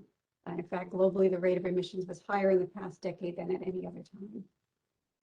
The goal of the Paris Climate Agreement was to stay below 2 degrees of warming and to make every effort to stay below even 1.5 degrees. But based on multiple lines of evidence and in this new report, global warming of both 1.5 and 2 degrees will likely be exceeded during the 21st century unless deep reductions in CO2 and other greenhouse gas emissions occur. Every ton of emissions will have an effect on the climate going forward and will reduce the chances of avoiding catastrophic climate change. And the report further clarifies that not only must the world achieve net zero CO2 emissions, but that the level of emissions must be reduced even farther to avoid many of the worst effects of climate change. Next slide. So before diving into the assessment, I want to talk briefly about our program and how the assessment actually fits in here. So the Environmental Research's program's mission is to increase the understanding and awareness of environmental and public health impacts of energy choices and emerging energy options. So that's pretty broad. It really covers everything from air quality to acid rain, mercury deposition to climate change. We support projects with the intent that those research results will really provide the scientific foundation for policy. Next slide. Just a few examples of some other recent and ongoing climate-related research through our program. Next slide, please. We have just wrapped up on a project looking at the disproportionate heat impacts in New York City and how to keep the most vulnerable cool. And another one that just wrapped up on preliminary modeling of building energy use that considers climate change. We're about to wrap on a project modeling how climate could affect renewable resources of wind, sun, and water. And we have an ongoing project taking an early look at how to potentially model migration into and within the state due to climate impacts. So it's kind of a pretty broad range of projects that we look at. Next slide. So getting into the assessment itself, kind of what, why, and how, we'll be providing up-to-date information on impacts and actionable information on adapting to those impacts. This assessment is research driven by our program's mission. So it's not a governmental mandate like the National Climate Assessment or even California's, but it's really mission driven. It's also not an adaptation plan. It doesn't prescribe or dictate policy. It's not a policy or political document, but grounded in the science. But similar to the rest of our program, we hope that this work will provide that scientific foundation for good climate policy in New York at all levels of decision making. And our first climate assessment was called ClimeAid, which I'll talk about just in a bit. And it was released almost 10 years ago. So it's time to update it. There's been a lot of new science and information that's been released. And also the IPCC report that I just talked about is at a global scale to sort of really bring it home to people. And here in New York, we need to kind of bring those discussions down closer to the state as well. And we want to do that in part by providing the information in better ways, by incorporating more diverse concerns and perspectives, and also by providing that information in more engaging and useful ways. Next slide. So just a quick look at this versus some other work going on in the state. You all are very familiar with a lot of it. As you know, a lot of what's happening is focused on greenhouse gases and emissions reduction, the causes of climate change. And next. But this assessment will focus instead on how the climate will change. Next slide, please, or next click anyway. We'll focus on how the climate will change, the impacts of those changes, and how we can adapt or prepare for those impacts. Next slide.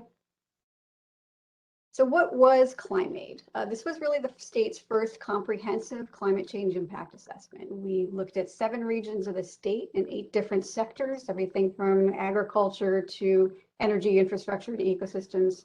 We downscaled climate projections for those 7 regions, looked at the impacts of those climate changes on those different sectors, and then looked at some adaptation strategies that could be used. As I said, the original report was released in 2011, but we did do an update of the projections in 2014 when the new models came out. Next slide. So similar to ClimeAid, this assessment will be comprehensive, looking at the most up-to-date science and information on impacts, but will also be kind of building on that, and it's a bit of an evolution over ClimeAid. So the projections and methodologies will, of course, be using the newest models that are out there. We'll be doing a deep dive into the economics. We did a little bit of this in ClimeAid, but there'll be much more in depth in this assessment.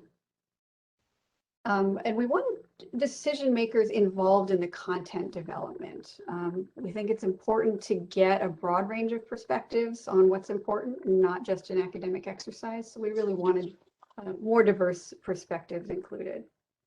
And more products and outputs. I'll talk about this a little bit more in the future, but we'll still have a technical foundation document, but it won't be the only output from the assessment. We'll also be moving the ball forward on adaptation strategies. People want to know how they can respond to the impacts we'll be telling them about. So we will likely be including a lot of case studies. We want people to have actionable information to help them make decisions. Next slide. So a little bit on the projections. We've contracted with Columbia University to do those for us. So there will be some continuity with Climate as they did those for us there as well. But they're also working with New York City, and we've got a lot of coordination with the MPCC there as well. The draft, what I call core projections, have already been completed. So that's things like average and extreme temperature, precipitation, those sorts of things. And they'll likely be released later this year. Sea level rise is more complex, and that likely won't be available until the spring, but it is coming. Next slide. We've contracted with IEC to model the economic impacts of climate change on all the different sectors under a couple of different emission scenarios. So they won't be looking at every single aspect of every single sector because some things just can't be modeled right now. But whatever is possible to be modeled, they will be doing. And as feasible as well, they'll be looking at at modeling the impacts of adaptation strategies as well. So for some things, we'll be able to look at sort of the cost of no action versus the cost of adapting. There aren't a lot of models that do that, but so it won't be super comprehensive, but we will be doing as much as we can. We have or will have some preliminary results this year, but really most of the modeling work will take quite a while. So that won't be until probably middle of next year. Next slide. So to get through most of the technical work, we have 8 main sectors, and each of those is being covered by a technical work group. Each work group is made up of about 8 to 10 people. And I have to say I'm excited about the breadth of expertise, experience, and backgrounds that we have on these working groups. We have nearly 80 individuals from more than 60 different organizations, from universities to businesses to state and local government to community focused groups. So it's really exciting to have that group of people actually involved, again, in the content development. We tried to pay attention to diversity in various forms when we were putting these work groups together, including regional, gender, ethnic and racial, career stage. So we really wanted to, again, bring those different perspectives to this work. We do also have the opportunity to expand even those perspectives farther through the sector advisors. So each working group will have their own group of additional folks who can help provide additional input and feedback throughout the process. Next click. We acknowledge that there are a lot of topics that are really cross-sector, but there are 4 in particular that are some significant interest right now in the state and to stakeholders. And those are equity and disadvantaged communities, municipal perspectives, marine coastal zones, and Great Lakes area. And rather than having separate work groups for those, we really wanted these topics to be integrated in every work group. So we've embedded these perspectives into each of the work groups. In putting together the twigs, we endeavored to make sure that there was at least one person with experience and expertise in each of these topics on every group, so that those topics will hopefully be integrated pretty well into the sectors. Next. So getting to the outputs and products, as you see, we structured the working groups in a way that is hopefully efficient for the development of the technical content, but it does not and will not constrain the outputs. We want products that meet a wide range of users' needs, not just a giant technical report.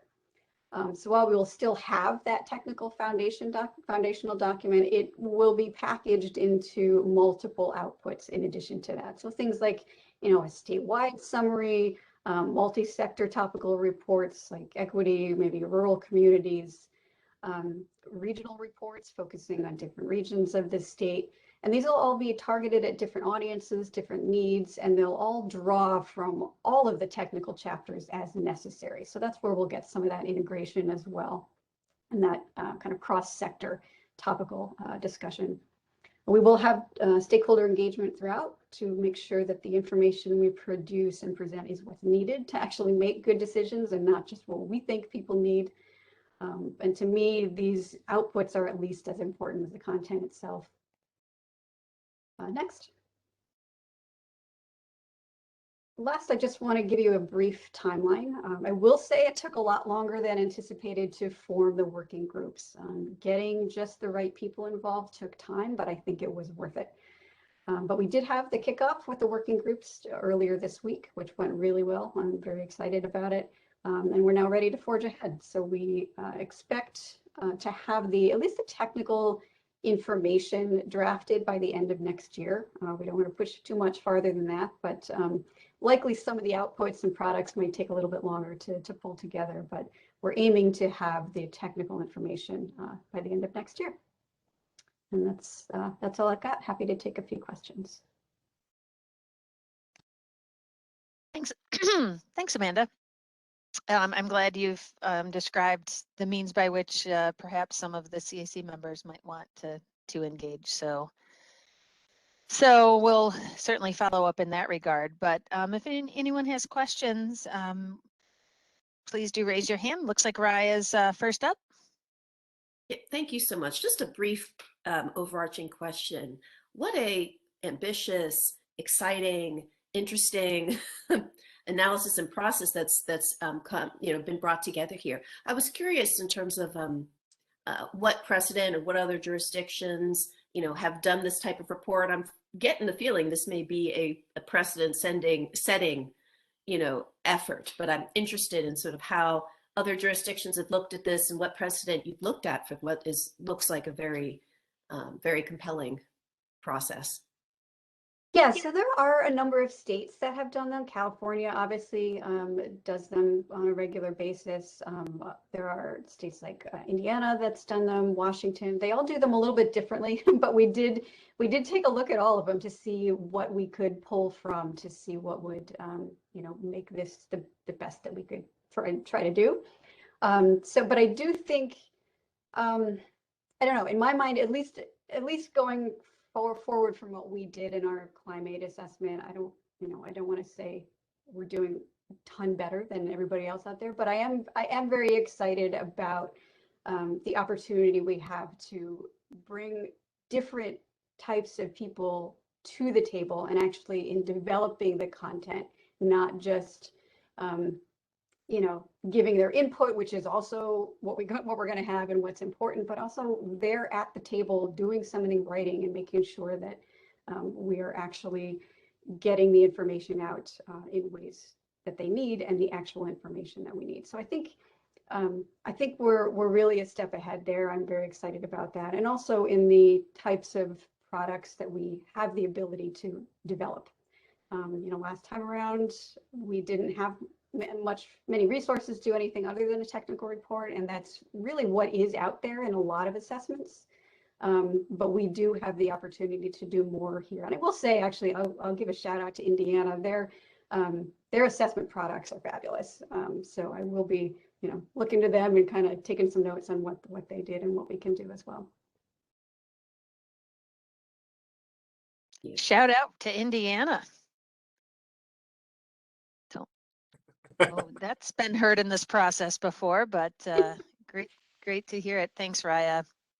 Certainly, we do have learnings that along the way that we've applied, so it's good to hear that that's in place as we move forward. Any other questions? I do not see any other hands raised.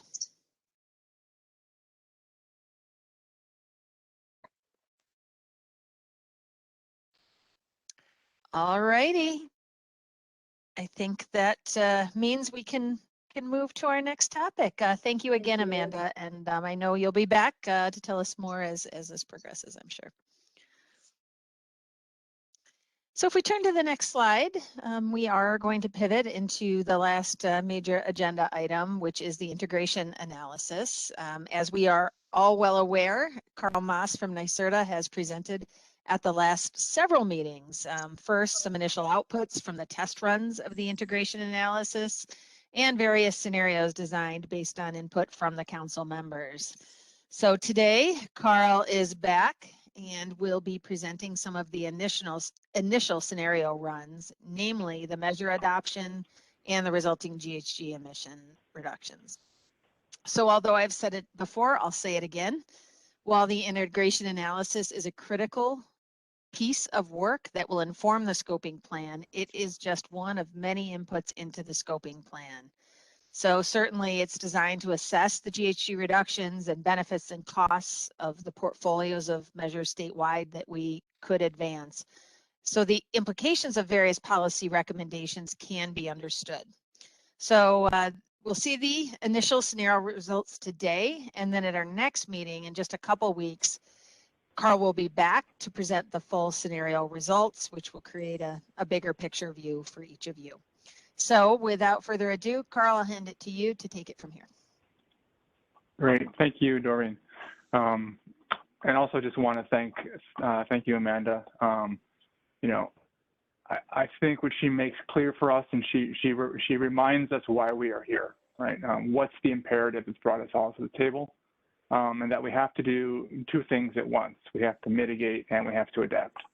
And so we'll be looking for those kinds of synergies in the years to come. So maybe before I launch in, it's a pleasure to be back with you all again. I've really enjoyed our dialogues over these months.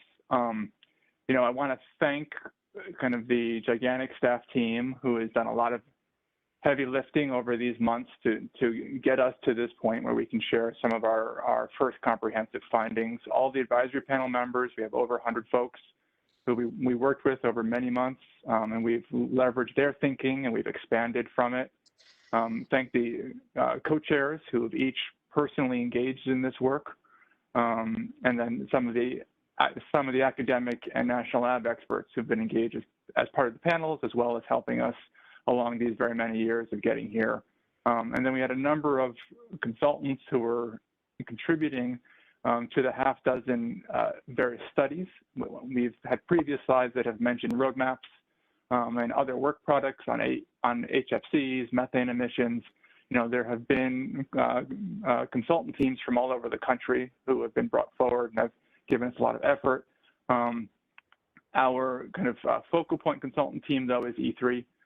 They've done work for us over the years. They've done work for California, Washington at the national level, and really they've done the heavy lifting in these last weeks to really translate those scenarios that we worked so hard to pull together with you all and to turn it into actual numbers for us to try to gauge. As Doreen mentioned, and we really do see this as a starting point for the dialogue of how to realize our limits. This is one of the important inputs and will help to form a foundation for the scoping plan, but it certainly is only one piece of it.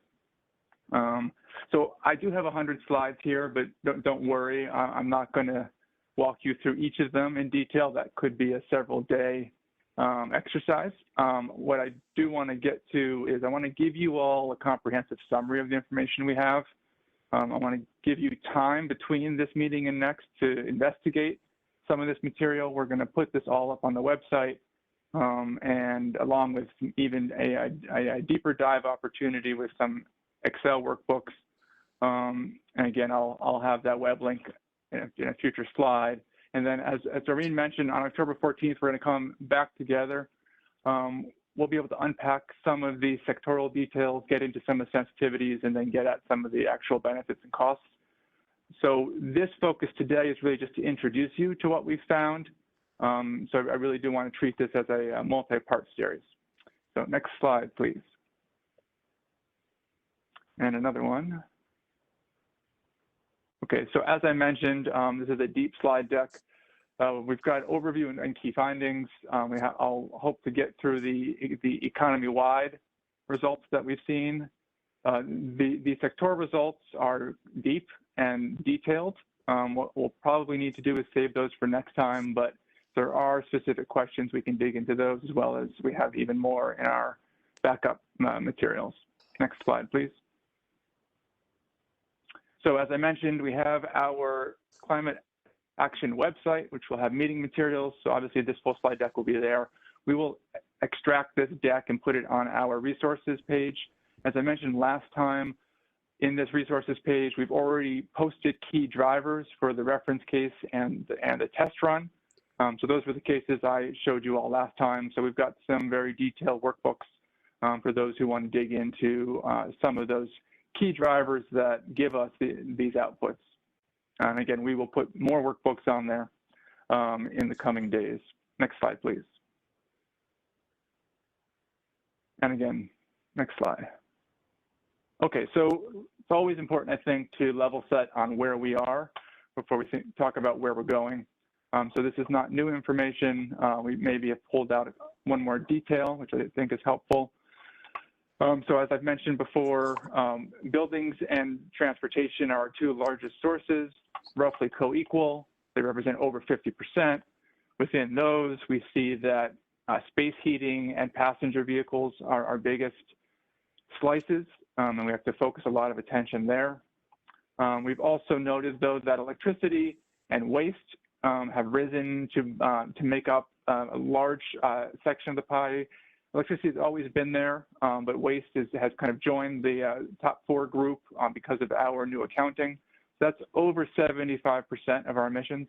And then some very important aspects in kind of end-use products and industry round out the pie. The other aspect I just wanted to throw up here, which I don't think I presented before, and we have more details in the deck, is what does this look like in terms of gases? You know, CO2 in the past has been over 80% of our carbon footprint.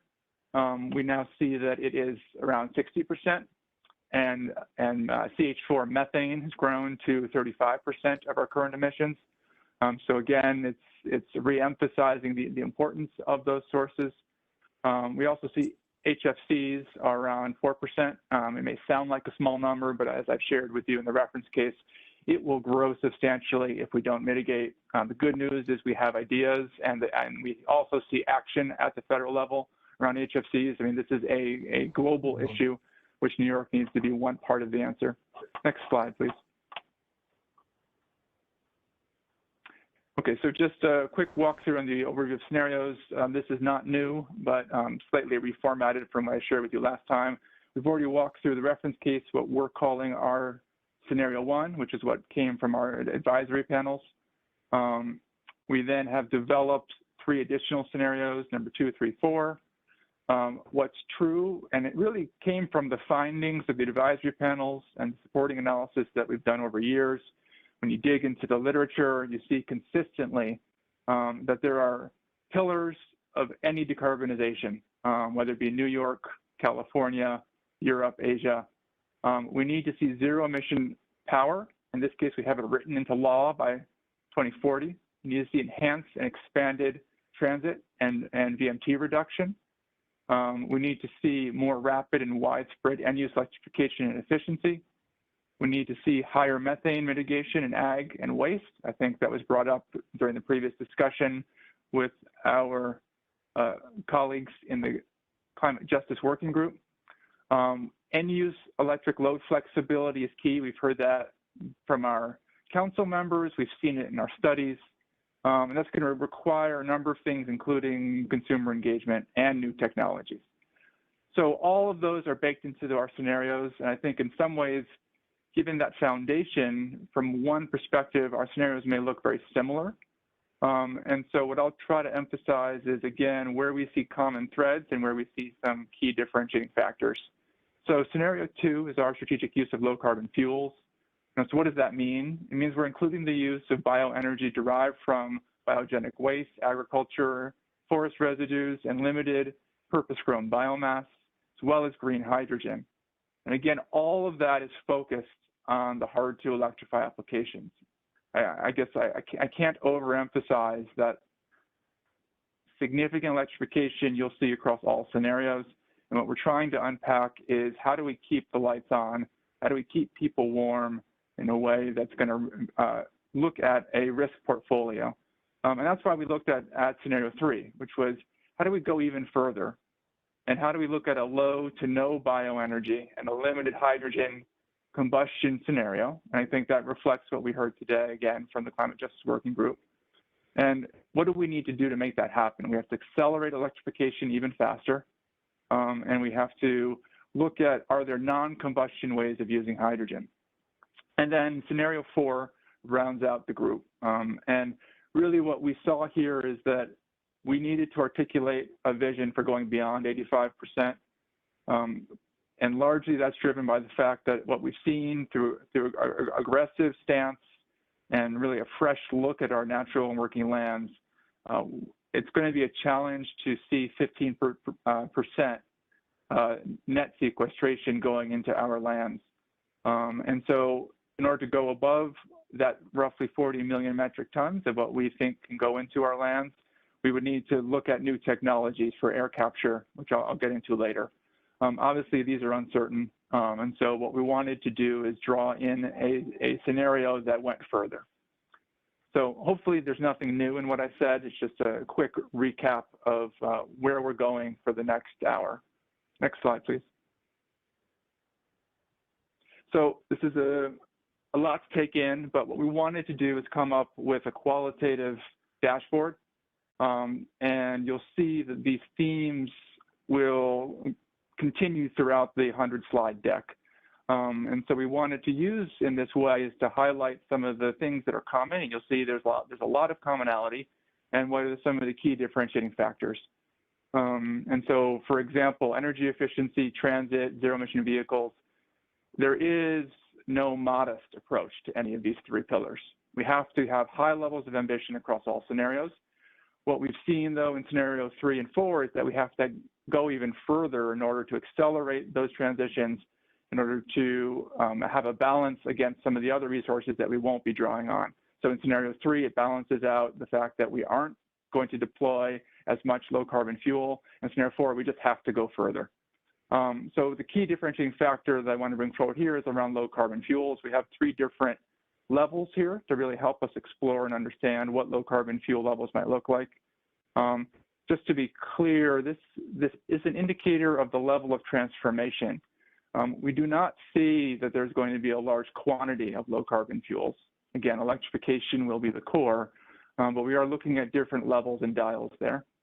When we look at mitigating emissions from ag and waste, we've had to be more aggressive across all scenarios, and we even turn up the dial further in order to go beyond 85%.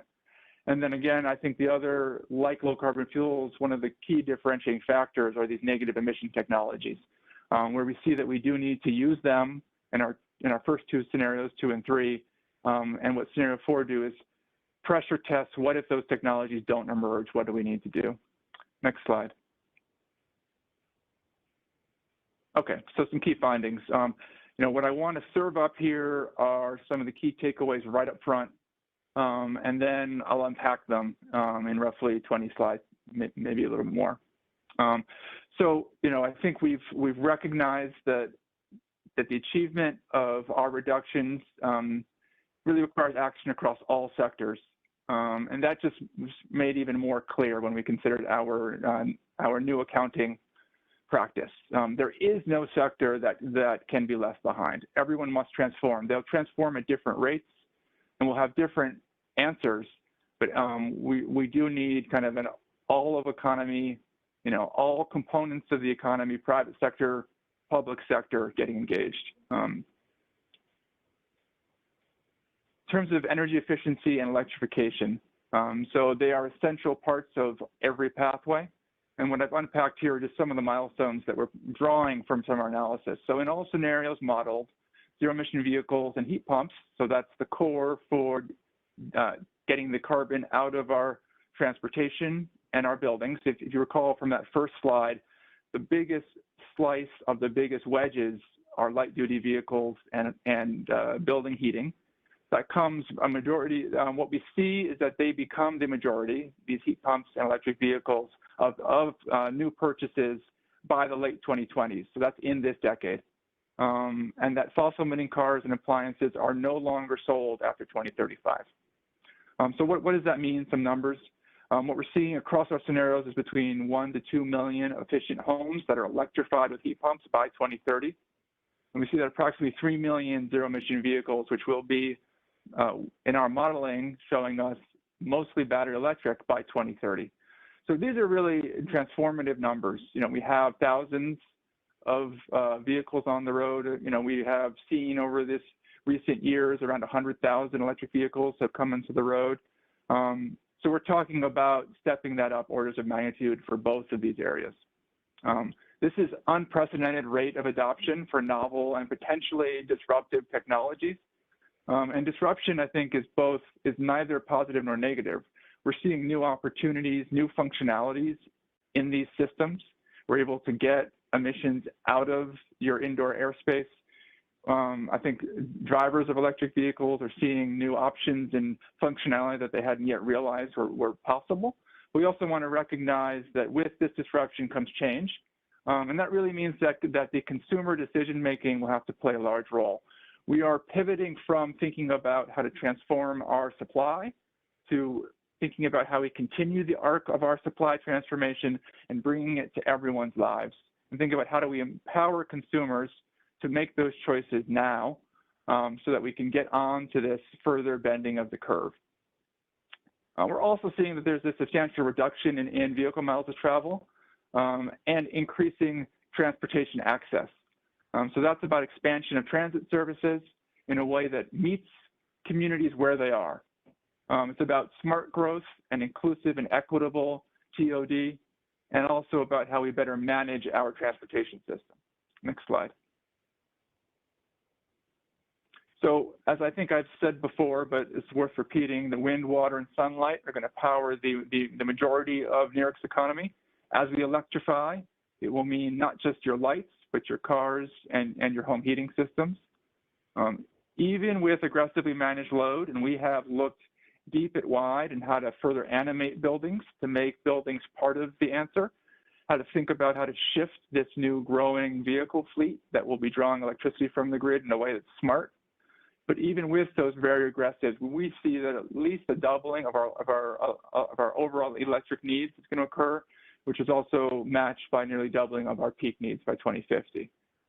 We also become winter peaking in 2035, which is similar to what we've seen in the past, maybe a little bit faster than we saw last summer. So just to give you a snapshot, and I'll unpack it further, you know, in terms of what we're seeing for the grid, for this clean supply out to 2050, we see on the order of 20 gigawatts of offshore wind. So that would be a doubling of our current nearer term goal. We see on the order of 60 gigawatts of solar.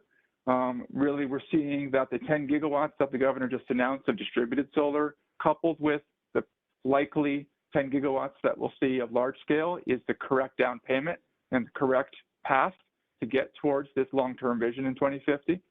We also see that we're going to need substantial amounts of short duration storage on the order of 20 gigawatts out by 2050.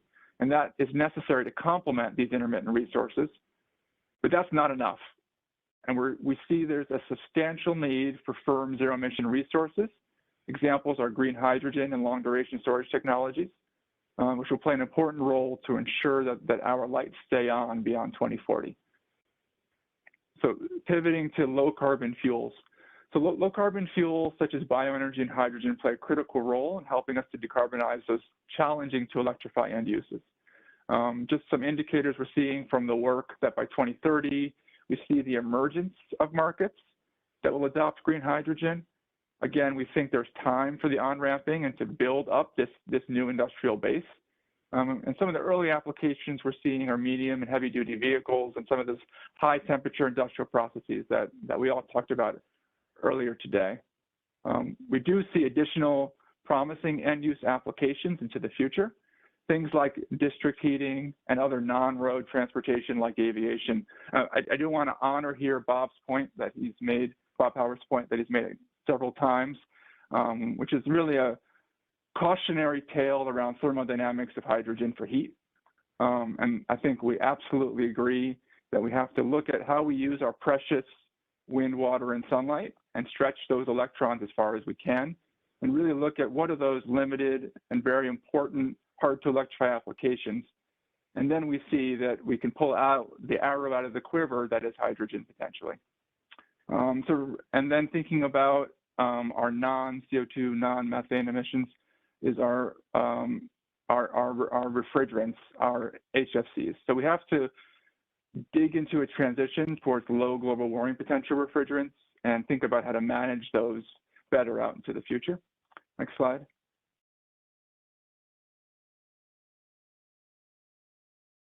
Next slide, please.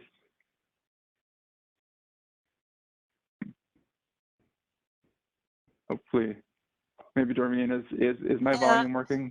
Thumbs No, up? you're good. I see in the bottom corner, it says reconnecting. Maybe the slide show Okay. is stalled out here. I will take this lovely opportunity to take a drink. At least you're not holding a microphone too, Carl. Come on. That's good. Yeah. All Anyone right. on the team can advise as to what we should do, if we should forge on or wait, that would be useful. Yeah, I can certainly speak to the material. Mm-hmm. Sorry about that. I think we are working on the transition. Thank you. Right. This transition is not going to be easy.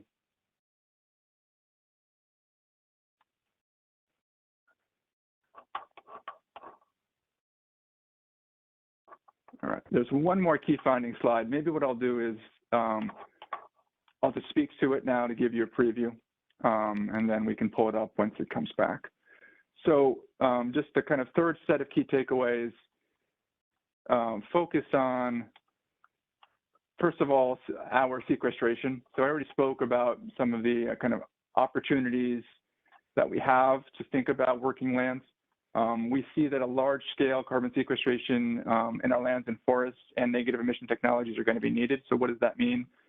Or what are the implications? We have to protect and grow our New York forests in order to really have any hope of hitting our carbon neutral goal.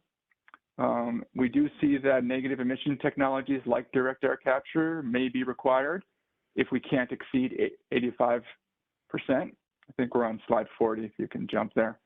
And then the third kind of part of the dialogue around sequestration is that we have to think about our strategic land use planning and think about these kind of dual imperatives that we have to share the land with our existing uses. We have to think about how to grow that sequestration in our natural working lands over time. We're also going to need more land for those 60 gigawatts of solar. And so this is something we'll unpack a little bit more next time, but there's absolutely an imperative going forward of thinking how to strategically use land.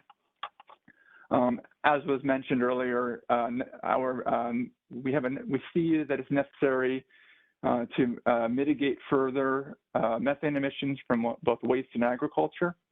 It's really looking for transformative solutions in this space. So we have to do diversion of organic waste. We have to look at how we can better capture fugitive methane emissions. We have to look at alternatives in our farming system, so alternatives to manure management, to look at new approaches for animal feeding practices. And as I'll show at the end, our three, and as the last bullet shows, our three largest remaining sources are going to be in 2050 landfills, animal feeding, and aviation. So clearly, even with aggressive approaches to reducing methane, we still see those are going to be dominant sources in the future. And then finally, all of this sets the stage for the innovation agenda. We see innovations are going to be required around carbon sequestration solutions, whether it be, again, looking at soil carbon. We're looking at a significant need for long duration storage opportunities to help both manage our portfolio risk as we think about going beyond 2040 on the grid. We're going to need new approaches to making load flexible. As I mentioned, we need new low global warming refrigerants. And really, this needs to be done in concert as a region and as a nation. I think we're heartened by recent federal actions we're seeing, the recently announced Earth shots. There is one for hydrogen. There is one for long duration storage. It's really about how does New York play a role in helping to advance those national objectives. And, part and parcel to that is bringing those activities to New York so we can realize those economic benefits of these new industries. Next slide. Okay, so now we're going to go beyond some of the qualitative, and what we have here is each of our scenarios at a glance. I'm not going to read all these slides off to you, but what I would like to do is highlight just a couple of points. So what we saw, from our scenario 1, which I walked through before, this really helps us to see how we can foundationally bend the curve, and we know it didn't quite go far enough. But what we do see is a ramp up, even in our scenario 1, a significant ramp up in building efficiency and heat pumps. Through our scenario 1 out to 2030, we see 1 million homes. We do see that we have a culmination of both zero emission vehicle sales and heat pumps by 2035 and beyond as being 100% sales rates. By mid-century, we see additional major actions and innovations across waste, agriculture, and industry. And in this scenario, we see low carbon fuels play a key role as early as 2030 and out to 2050. So just to orient you to how the slides will progress, I'm going to go through each scenario. What we try to do is put bold and even change color for some of the key input drivers that have changed in order to meet our goals. So next slide. So scenario 2 is our strategic use of low carbon fuels. So what we're seeing here is increased zero emission vehicles and heat pump sales before 2030. We've gone to, just as one indicator, 1.5 million homes are electrified with heat pumps. We're also seeing that, we have on the order of 2.7 million zero emission light duty vehicles by 2030. We do see in this scenario an increased use of renewable distillate share in 2030. And we see, again, going further, pushing further on mitigating methane in both waste and agriculture. Next slide, please. So scenario 3 is, again, an accelerated transition away from combustion. So what does that mean? You'll see in red some of the key indicators. So in 2030, we've increased the ambition further to 1.8 million homes that are electrified and are paired with building shell improvements. We see 3.4 million zero emission vehicles that are on the road and greater electrification industry. And, some of these numbers can be a little bit abstract, but, the implication of getting this many homes electrified and this many ZEVs on the road is that we're going to have to go beyond natural turnover and really going to have to look at early retirement of old heating systems. And that has implications both in terms of the types of policy interventions, but also in terms of cost. So what we'll be unpacking in our later slides on the 14th is, what do we see are some of the trade-offs there? Next slide, please. And then scenario 4 is really a combination of some of these threads. We have to do early retirement. We're going to have to lean on some of our low carbon fuels as well.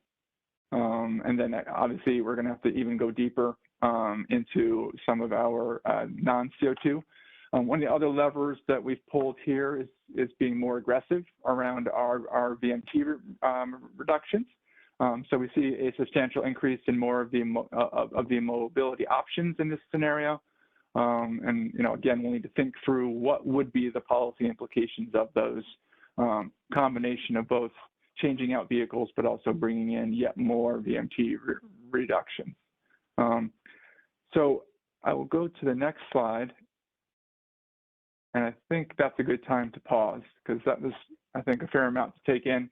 And just want to open it up to some kind of high-level thoughts and discussion before we dive into some of the economy-wide output. Thanks, all right. Oh, are you going to run this, Sarah? I'd be happy to. Great, thanks. All right. So I see we've got Bob Howarth with a raised hand as well as Ann Reynolds and Rory. Yeah, thank you, Great, Sarah. Bob. And thank you, Carl. You covered a lot of information there. And I appreciate you mentioning my continuing concern about use of hydrogen in heating. I very much appreciate it.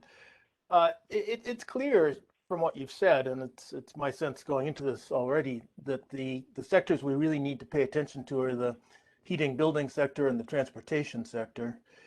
And, you know, my worry is we often get sidetracked into the smaller parts of the debate here, getting to the final last 15% and what agriculture can do. And all of that's important, but I think it's critical that the council in our remaining few months before we come up with an implementation plan concentrate on those, you know, more than 50% of the emissions that are represented by those two sectors. And from my perspective, we should do whatever we can for transportation, but we're partially hamstrung by whatever the federal government and the state of California want to do. And so I really hope that we focus very, very hard on the building sector. You know, our challenges for the building sector are much greater than California's. We really can't look for them for leadership here. It's something we have to handle. And so accelerating that transition to me is the key, and focusing on what the mechanisms are, the funding mechanisms which will allow that accelerated change. I hope that'll be a major part of how we spend our time over the next few months. But anyway, I appreciate your summary. It's very clear. Thank you. Thanks, Bob. Anne? Was Anne next? That's correct. Yeah, I just have a quick question. For scenario 3 there, I think it said, if you could go to that slide, it said limited reuse of captured methane or something like that. And I was wondering if you Yeah, why don't we go? Yeah. So was it on this slide or on the summary slide? Scenario I can speak to it. So yeah. So what we're thinking there is we need, and I think as I highlighted in a previous discussion, in order to go beyond, what we think we need to do is look at the places where methane is being generated because of some other process. So if it's waste management or in agriculture, and how do we grab that methane and put it to a positive use? And that could be for, again, on-site heating or electric generation. But we think that simply flaring that to destroy the methane misses an opportunity.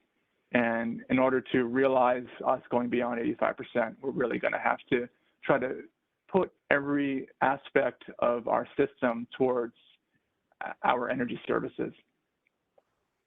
Good, thanks. Got it.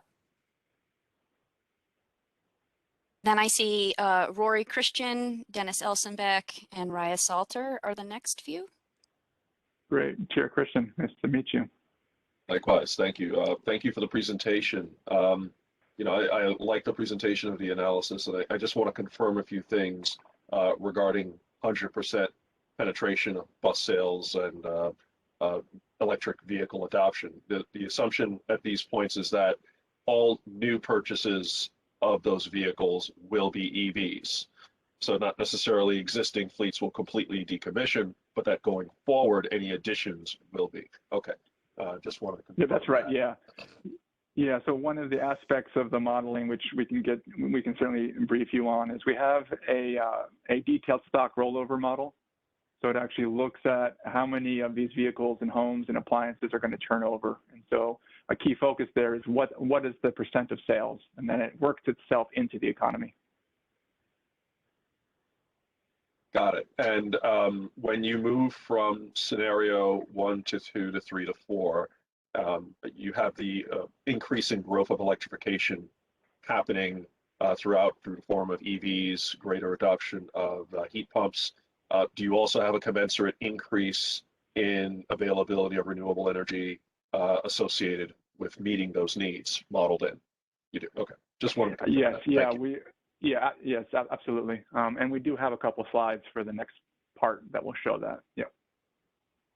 But absolutely. So it's an integrated modeling platform, which means it has to cover every piece of the economy that could have a carbon footprint and the parts that will then feed zero carbon energy into it. Thank you. And Bob beat me to the buildings comment. So I just want to add that I agree with Bob. We should be emphasizing, and I believe we are, looking very carefully at buildings. So thank you. Okay, thank you. Dennis, you're up next. Yeah, Carl, as always, great job. Does the increase, so we're looking at the increase of 1 to 2 million heat pumps by 2030. Does that then include looking at the impact on distribution network? I know we always look at it from the point of view of additional renewable energy, but are we looking at it on a forward basis on distribution? And then maybe this is early, but what the impacts then on home energy cost as a result of shifting from a fossil to an electric? And then relating to that is we always talk about long duration storage. Do you refer to that as supply side long duration or demand side long duration, or both? Yeah, so great questions. So in terms of the long duration storage, our modeling goes down to the zonal level. And so we do believe there will be applications on both sides of the meter, but we're looking at 100-hour plus systems.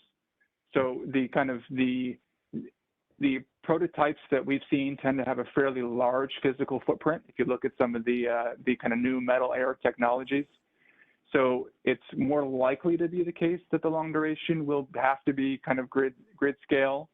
But certainly, we are intrigued and interested by that. I will say that the 20 gigawatts of short duration, those 48-hour batteries, those would be sprinkled throughout the system. They would be customer sited. They would be grid sided. So I think we're going to see a massive ramp up in that market, especially in the back half of this, 30-year arc. And we definitely would want to take advantage of the benefits at the distribution level. And it's not just because it will reduce costs, but there's a resilience aspect there when we can site the storage near load. Yeah. So that was the third question. Oh, go ahead. Yeah. Just Carl, it's just that I'm concerned that we set goals and we did another adjustment on the solar side with going from 6 gigawatts to 10 gigawatts, which is admirable in the way to look at this. But what we do is then follow, as a reactionary point of view, the need to upgrade infrastructure and transmission. It's almost like your study should almost be pushing for a more prospective view on transmission and distribution planning, because right now we're playing catch up. Our policy created generation pockets that we're now trying to resolve. Your studies are more of a forward view. So, I mean, shouldn't we be looking at it from your point of view, aligning with these type of projections so that we're being ahead of the game? And if it requires different regulatory changes in the way we do the standard interconnection requirements, let's do those now while you're projecting versus the cost of just passing that on to ratepayers because we didn't pre-plan it. I don't know your thoughts on that, but I know you and I talked about it. No, absolutely. And our team has looked at marginal cost of service studies for the utilities, and they have included both in the infrastructure build out as well as in the costs and benefits, both the distribution side that has to grow as well as our bulk transmission. And I do think, as we saw in the power grid study in terms of transmission and for the first period of time, it's going to be more looking at the on-ramps to get onto the grid. And then what this study now brings to the table is that distribution side, and to really think about what's the level of investment that's going to be necessary so we can see that as a comprehensive package. And what was your second question? I think I hit the first and the third. I think you did. I think you got everything. I got it. Okay, great. Yeah, I appreciate that. Just one. Raul, I'm sorry. I think, Dennis, you did ask a question about cost to households. Right. So the work that we will be doing, we'll be looking at total societal benefits and costs. The question of who pays actually gets translated as these policies get implemented.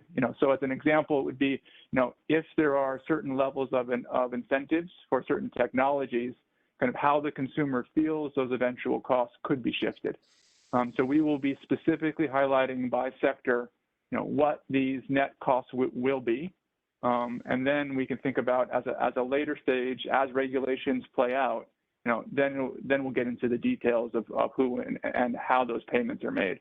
And that's, as an example, when we looked at our clean energy standard, that was the sequence that unfolded. And you're referring in that regard to monthly bills, correct, Carl? Because that's what I think Rob Well, I heard you speaking more broadly, which I thought was the right question, which was, as a consumer thinking about my wallet, it's a whole picture, right? Is there an added capital cost? What is the O&M cost, including fuel savings, right? So those are the kind of comprehensive pictures that will need to come over time. Our first cut in 2 weeks will be, again, by sector. How are we seeing these net costs and these net benefits working? Carl, one last thing, I really appreciate this, is earlier we were discussing workforce development. What you're also painting is the pathways to workforce needs. And you even mentioned that, and I hope this innovation happens in New York, right? I mean, we do too. So how do you see this, and maybe this is too early in the game, but how do you see this transitioning to, let's say, our labor studies? Because I just think this is a great roadmap. Yeah, no, and that's, I didn't plant the question, but I do appreciate it. So the Just Transition Working Group has been given the obligation to build a job study, and it has to be sequenced. So we need to chew on these scenarios, and then we hand it over to the job study team. And then in a month's time, they're going to come back to us with just this answer. What does this evolving workforce look like? What are the needs for new training? But we didn't want to get ahead of this work and the work of the council. We needed to be able to digest and understand these pathways before we then launch them into the jobs analysis.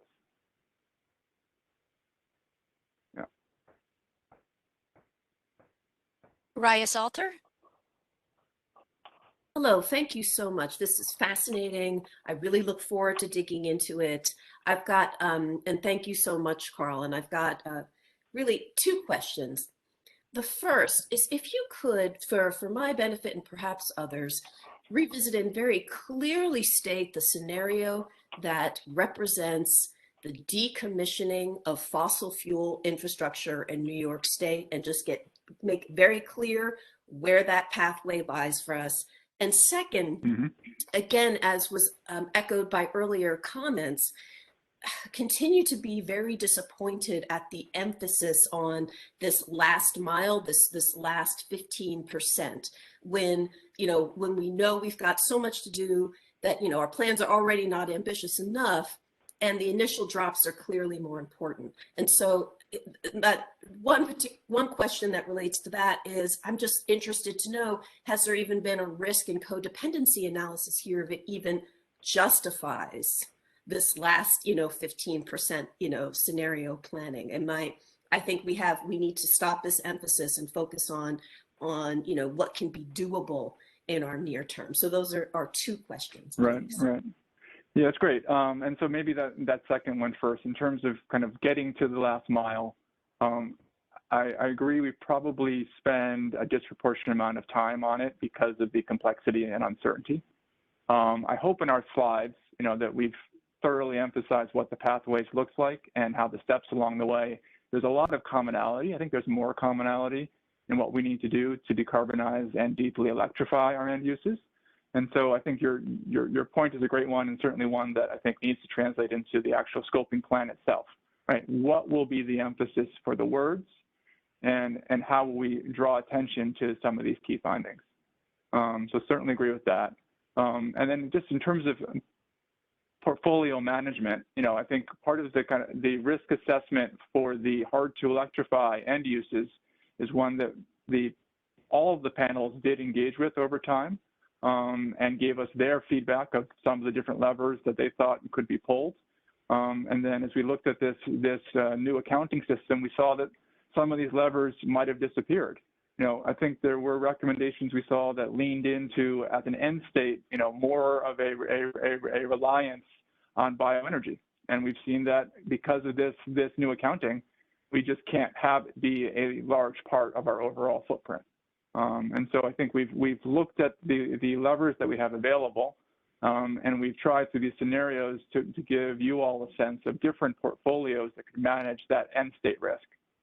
But I do think that there are strong commonalities along the way that really, I think I've now heard multiple council members raise that we should be emphasizing in our narrative as we go out into the world. And your first question again, I'm sorry, can you recap that one for me? Just help it. So if you could clarify and restate and help us understand the scenario that represents, the decommissioning of fossil fuel infrastructure. Yeah. So, I mean, I guess I'll say broadly, every scenario has to include a decommissioning of some fossil infrastructure over time, right? There is the New York in 2050 will have less fossil infrastructure than it does now. Our scenario 3 is a more aggressive scenario in terms of kind of more aggressively looking at having less combustion. We're also going to draw forward a sensitivity, so that's not in these scenarios right now, that will look at what if we have, for the power sector specifically, what if we have no upgrades to any of the power sector fossil generators? What if we don't have any hydrogen? What if we don't have any nuclear? So there are going to be additional sensitivities that I will share in 2 weeks. But I think the kind of the core scenario 3 is the one that's most closely aligned with an accelerated decommissioning. Thank you very much. Yeah. And we still have a few more hands up. We've got Tom Falcone, Gil Quinones, Peter Iwanowitz, and Donna DeCarolis.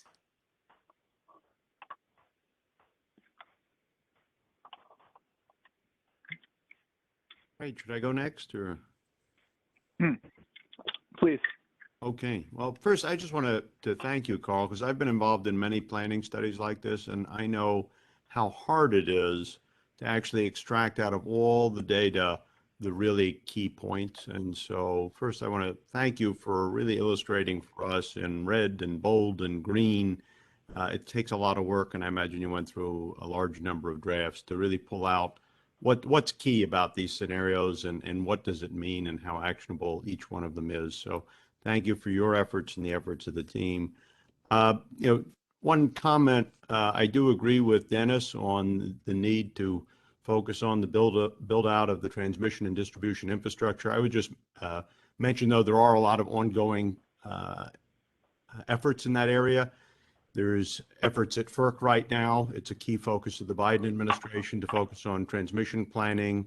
There's a docket due there, and the PSC has done a bunch of work on transmission and distribution planning. I know even here on Long Island, we had identified a need for another export cable, and bids on that export cable to achieve 9 gigawatts of offshore wind, which is less than what we're going to need, but it's what the current goal is. Those bids are due October 10th. So there's a lot going on there. I just wanted to mention it.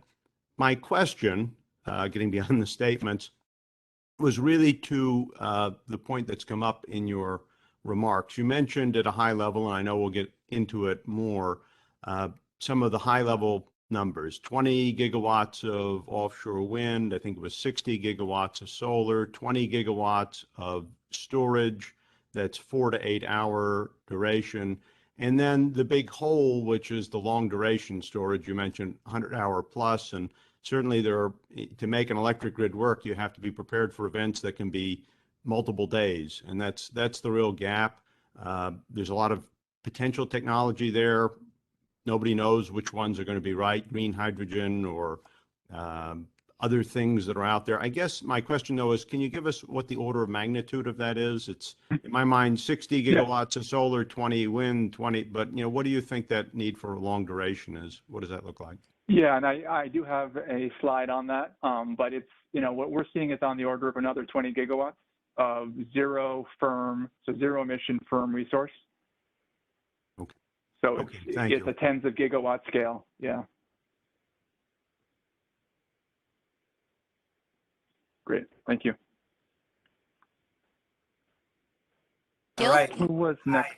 Gil. Okay. Thank you. Yep. Carl, thank you very much for this work. Thank you to you and your team. Just to amplify what Tom had mentioned, I encourage you and your team to reach out to the Utility Advisory Group. I think that's what we're calling them. The New York ISO, entities like EPRI, NREL or PNNL, are two national labs that are looking at grid transformation requirements. It would be nice if we can come up with, how will the grid need to evolve under each of the scenarios, right? What is the grid modernization roadmap to enable and to help facilitate the each of the scenarios, because there will be a lot, the grid will have to change, and there will be a lot of investment needed in the grid. That's number one. Number two, under any scenario, we need to maintain reliability and resiliency, right? Reliability is the performance of the grid under normal conditions, and resiliency is the performance of the grid and its ability to bounce back under abnormal conditions, such as severe weather events, cyber physical security. So I think we can make this analysis really robust by working very closely with our utility advisory groups and other thought leaders in terms of grid modernization. Great. Yeah, thank you for that. Great points.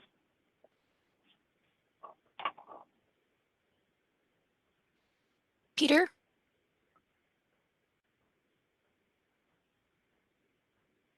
Sorry, trying to find the unmute button. Thanks, Sarah. Appreciate it. Carl, wonderful presentation as always.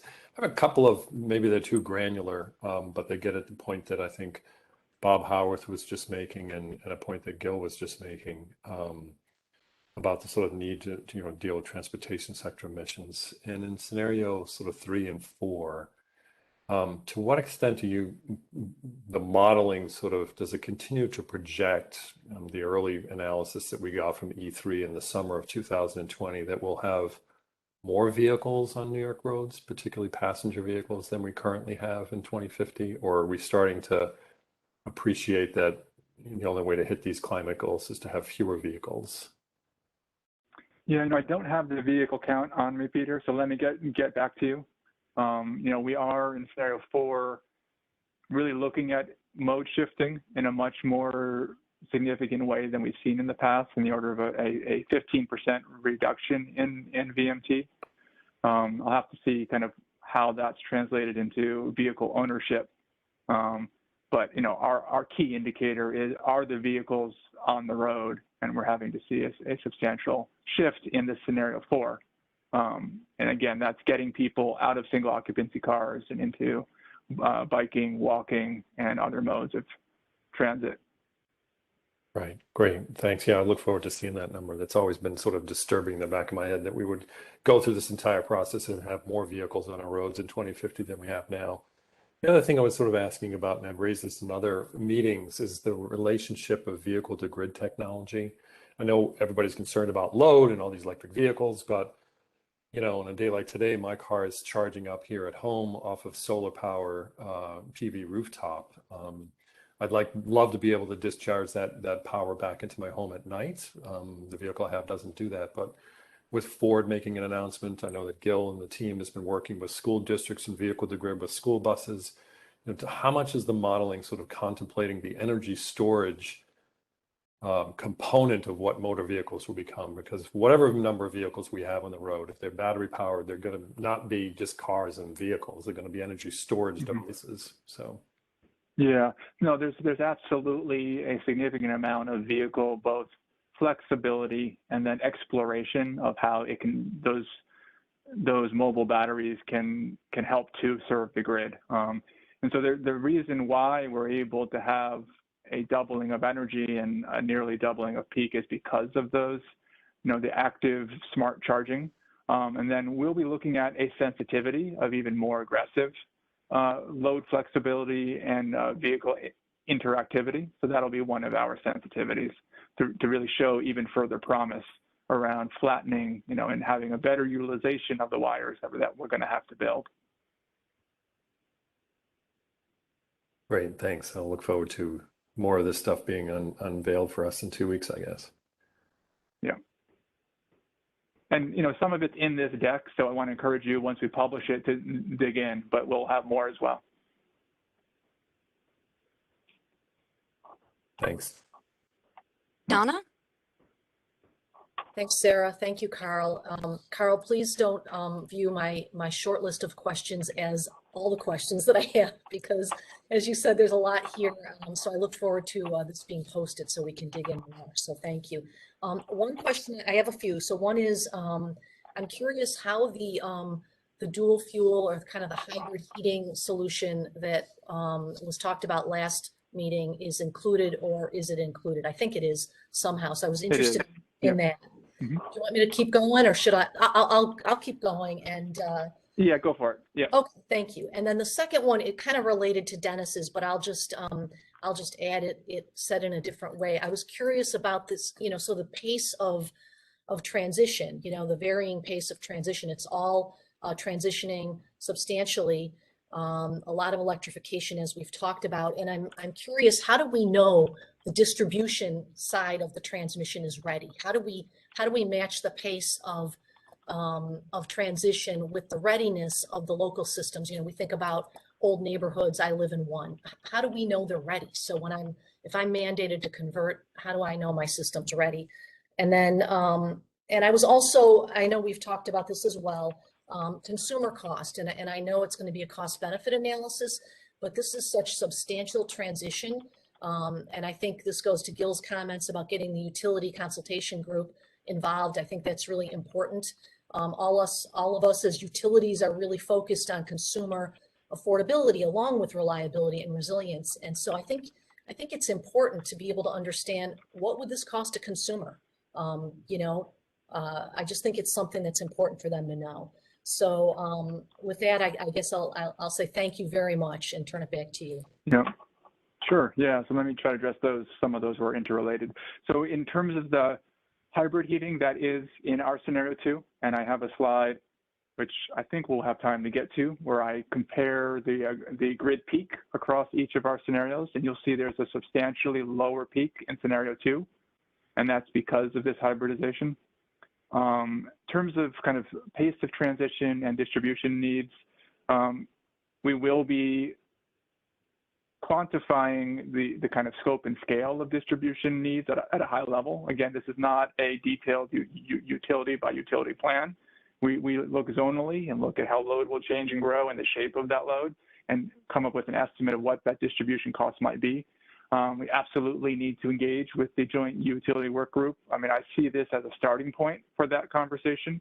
And I think you're exactly right that we need to not just look at kind of what the stock turnover of the appliance is and think about the cost implications, both to kind of how to buy those appliances and the cost on the system, but look at the equivalent of a stock turnover, like what is the infrastructure plan for building out all the local wires? And that needs to be follow on. I think what this work does is gives us a sense of what the time constant is in the system, right? How quickly is transitioning happening?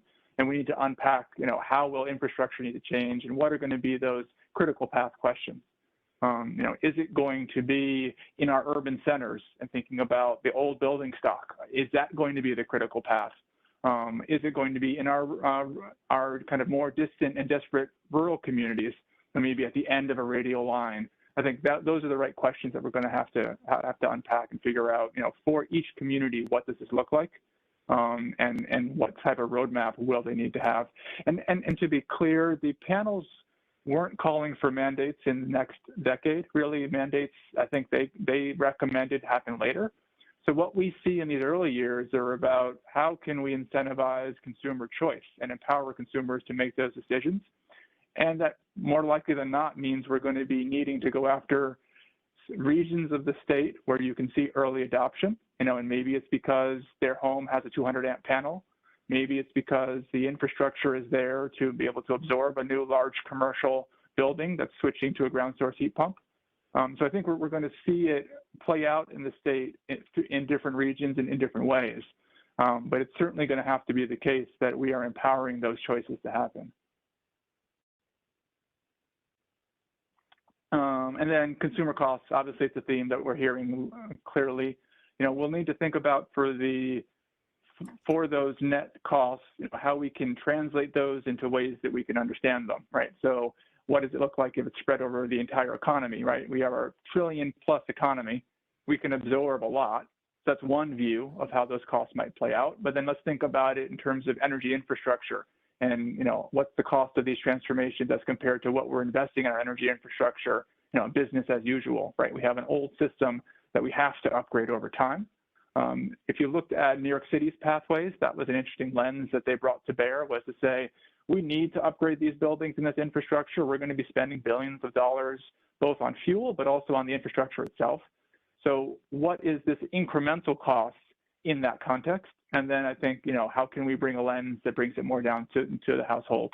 You know, we are, again, aren't able, because we just don't have specificity of policies, to articulate specific rate designs. But we're going to do the best we can to be able to translate this into different lenses of what these costs might look like. Thanks, Carl. Yeah, so I think I hit your issues. Yeah, thanks for those great comments. Carl, I see Gil's and Dennis's hands are up, but those might be legacy hands. So I might suggest that we move on to your next set of slides and see if we can get through those. I think it'll have good information for folks. Yeah, so I'm going to unpack through the next set of slides a little bit more and maybe address some of the questions. I'll try to do it quickly. Sarah, how much time as my timekeeper?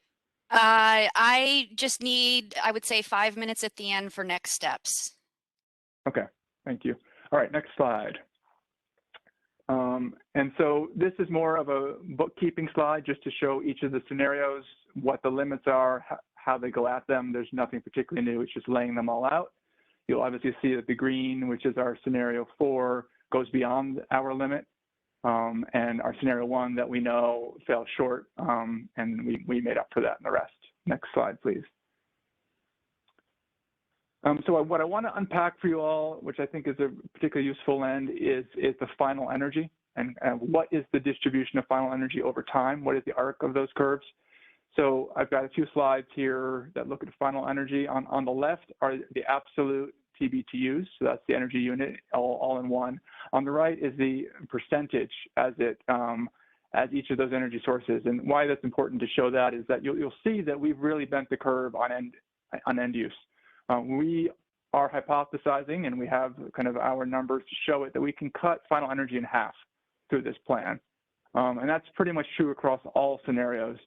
And most of that is predicated on the efficiency that's built into electrification. So it's not just that we're doing conventional building shells and more deep retrofits. It's not just that we are also reducing, VMT, which means less fuel needs to be burned. It's just the act of electrifying our appliances and electrifying our vehicles is a much more inherently efficient system. And so even in our scenario 2, which is our strategic use of low carbon fuels, you see that we electrify nearly 70%.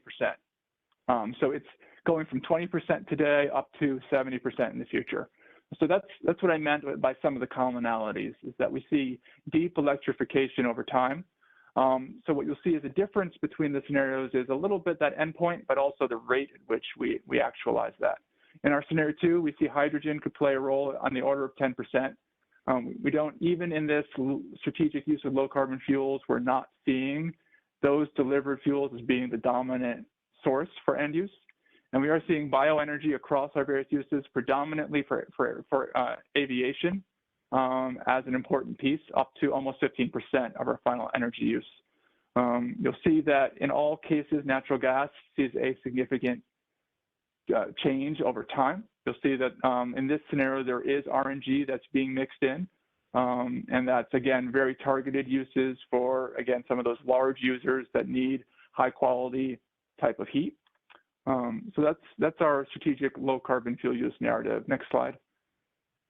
For scenario 3, which was really accelerating away from combustion, you'll see that bioenergy is really down to almost noise here. It's around 2%, where we saw that there were still some end uses that likely needed that type of high density energy source. You know, one of the paradoxes in part is that we are still seeing that it's going to be hard to electrify much of our aviation fleet. So if we're not leaning on the bioenergy to do that, we may still see some fossil combustion in our aviation fleet. We also see half as much hydrogen in this scenario. That's really targeting fuel cell use. So there is no combustion of hydrogen in this scenario, and its use shrinks. We see that electrification is both accelerated. You'll see there's a little bump in 2030 where we have to see acceleration to hit our 2030 goal. And we see yet higher level, up to 75% electrification in this scenario. Next slide. And so then we layer them to make our scenario 4. And so we see slightly more hydrogen, slightly more bioenergy, equivalent, if not higher amount of electrification in order to go beyond 85. Next slide. So I want to take a moment to look at gas demand. And there might be a click through here. Can you try clicking once more? Thank you.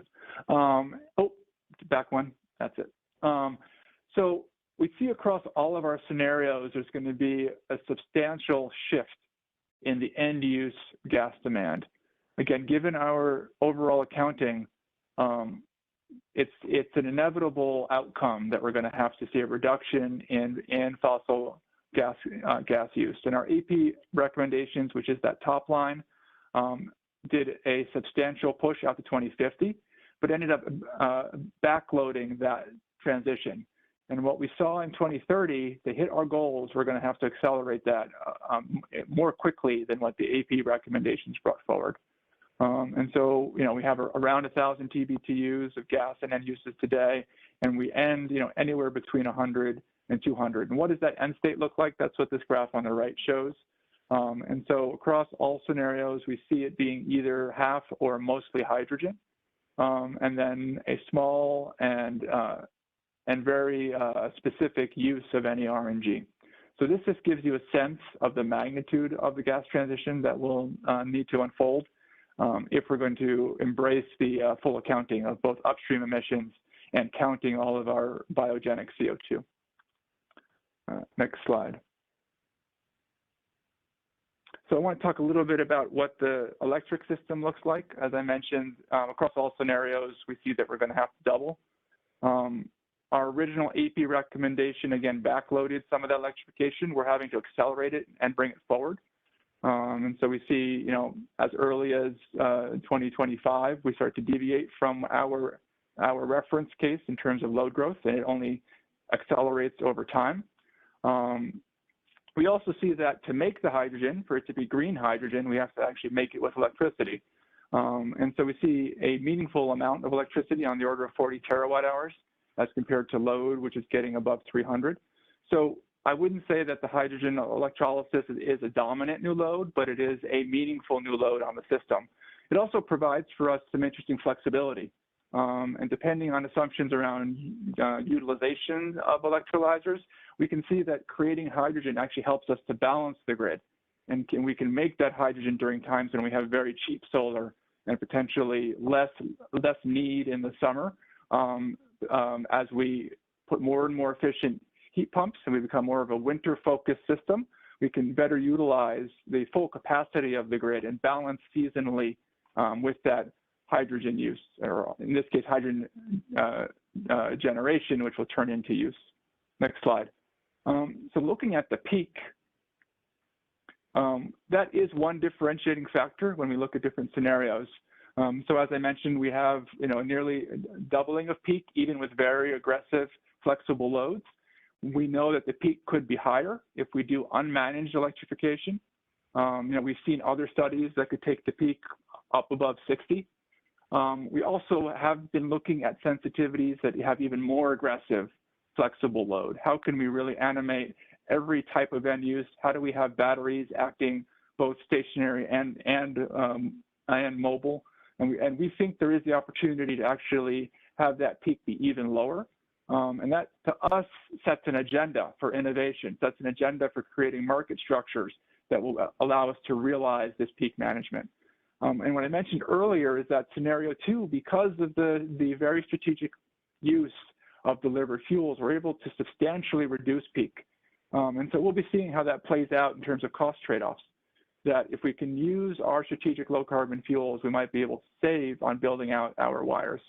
And that has both cost implications, but also implications in terms of practically siting and building wires, both in communities and larger transmission systems. Next slide, please. So I think we were asked about, what does this electric generation system look like? This is a focus out in the future in 2050. We've done a lot of good work with the power grid study, with our Clean Energy Standard white paper, where we've really focused on 2030 and to agree 2040. What's really novel here is looking all the way out. And so that's where you see this scale of 60 gigawatts of solar, scale of 20 gigawatts of offshore wind. We see a scale of 20 gigawatts of land-based wind. We think some of that may come from our neighbors, both in PJM and in Canada. So you'll see there's a small slice of potentially some imports of wind. A vast majority will be built in New York by New Yorkers. And the question is, how can we site this magnitude? How can we do it in a way that's respectful of the many uses of our land? But you'll see across our scenarios, I think there was also a question of, do we see a substantial change in the grid across our scenarios? Really, the reality is that the magnitude of the installed capacity is going to have to be very similar. We're talking about, 140 gigawatts of installed capacity. These have low capacity factors, so that obviously it's a much larger installed capacity than the actual peak load. We need more in scenario 4. We are talking up to 160,000. But they are really shades of the same system. It's going to be one dominated by wind and solar. We do see hydro playing in a really critical balancing role. And then there was the question of what's the scale of these new zero carbon firm resources? And you'll see here it's on the scale of 20 gigawatts in order to supply us during those winter doldrums that we've analyzed, where we look at multiple days in the winter of extreme cold snap when we have snow on our solar panels. And how do we manage that? That's what we're going to need in terms of the scale of our zero carbon firm resources. Next slide.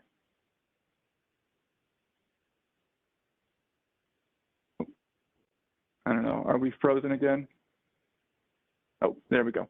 So that was a look at the gigawatts. This takes us a look at the actual energy. And so this allows you to kind of rescale a little bit and think about what's the contribution to our needs. And so we're really seeing kind of some good balance in this jointly optimized system between wind and solar. They have complementary profiles, complementary risks, in the sense that we often have wind at night. We often have wind in strong wind in the winter. And so we see that through this jointly optimized transmission, storage, generation modeling we've done, that we're able to see that we bring on large amounts, a third of our system being solar, a third of it being wind. You'll see that the zero carbon firm resources provide very little energy. Really, they are there to provide us for those limited days when we don't have solar and wind and water. So we're talking about, a meaningful amount of very low utilization capacity that's there as our insurance policy to make sure that our lights stay on. Next slide, please.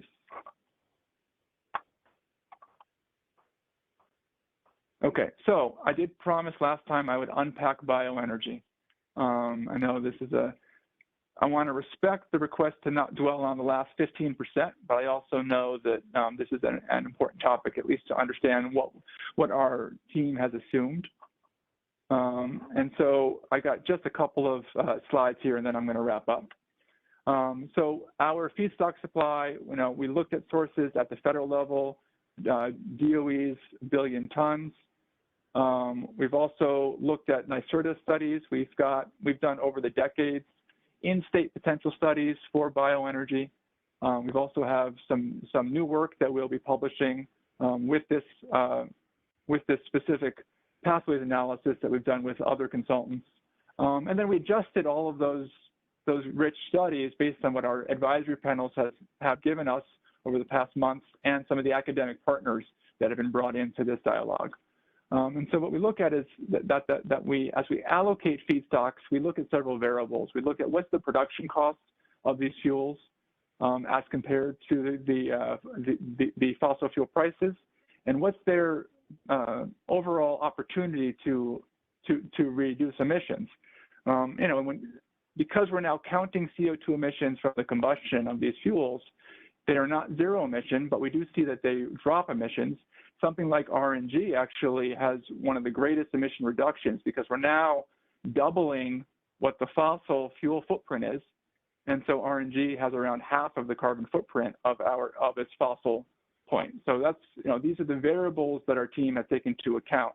So it's around cost, it's around ability to actually abate emissions. And then some of the other principles that we looked at, as we look at how biofuels would be substituting for their existing fossil. And we can't just look at what that footprint is today. We have to look out to 2050 as we deeply electrify, how much might be needed still for the hard to electrify appliances. And we're not going to necessarily overbuild now if we think we're going to electrify in the future. So that also puts one of the parameters around how we scale our bioenergy use. So it's both around feedstock availability, but potentials for their end use over the long run. And then in terms of liquid fuels, just as an example, we look at relative fuel costs as we think about, is it a better use of our limited resources, for example, as a renewable diesel versus a renewable jet fuel? So I have some boxes here that I won't go through in detail, but each scenario has their own approach and their own philosophy that I have spoken to previously. So next slide. Just want to give you a sense of what scenario 2 looks like quickly. So this is the TBTUs of the higher biofuel scenario. You'll see in a system today of 3,000 TBTUs that will end up at 1,500. We're talking about only tens of TBTUs.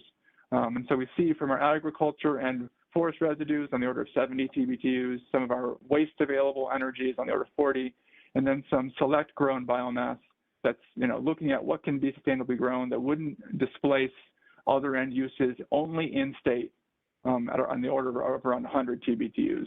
And so how that flows in our system in 2030 as a snapshot is in a renewable diesel. So as we electrify that fleet, we can do some substitution along the way and some renewable natural gas. When we look out further to 2050, we see in this scenario, it then begins to substitute for the aviation fuel, which has an even harder time. Next slide. So this is the last kind of end state snapshot looking at 2030 and 2040 across our scenarios. So we see substantially more TBTUs in our scenario 2, but still, let's keep in the context a system today of 3,000 TBTUs. We're talking about 300 out into the future. And we see that there's a transition in scenario 2, again, with that renewable distillate in the early years as we electrify over time. And then in the end state, having more hydrogen, having more jet fuel that would be in our low carbon fuel use. You'll see that scenario 3 has minuscule, very targeted amount of bioenergy and hydrogen use. And again, that would be targeted in a moving away from combustion, so that hydrogen would most likely be used in applications such as fuel cells. So that's the whirlwind tour. I'm out of time. I think that's it. Next slide, please. Yeah, so I'm going to pause there. So we've got probably another 80 slides for the sectoral deep dives, which we can talk about next time. So Sarah, back to you. Great, thank you, Carl. Do you want to take any questions? We do have a couple hands. Maybe it would be better to take the questions on the 14th, or if council members want to send questions my way, I would be happy to help chase down the answers between now and then as well. So if I can ask the Cadmus team to go to the very last slide, I think it's 136. And this is just our next steps slide. And so just want to talk about the next steps that we've got through the end of the year. As a reminder, I just want to make it clear to folks that might not have been at the previous meeting in September. just want to highlight the draft scoping plan approach. So rather than selecting a single pathway to achieve the state's goals, the draft scoping plan will present all of the scenarios that are being examined along with their full cost and benefit. Obviously, the scenarios build on the recommendations from the panels and working groups, and as you know, have been informed by both the council member feedback as well as feedback from the Climate Justice Working Group. Following release of the draft at the end of the year, there's going to be a public input period where New Yorkers will be able to weigh in with their thoughts and preferences with respect to the scenarios. And then the council will consider that feedback in their deliberations and discussions for the final scoping plan, which is due to be released January 1st, 2023. And so with that, just as kind of the high level kind of approach to the scoping plan, I wanted to go over the schedule again. This should look pretty similar to what it has in the past slides or past meetings. Just to quickly go over it, as we've heard a couple times today, the plan is to come back at the October 14th meeting and have the full modeling results presented from the integration analysis. We're also going to be doing a walkthrough of the draft scoping plan at that meeting, and that meeting is going to be a little bit longer. We've scheduled that for 4 hours.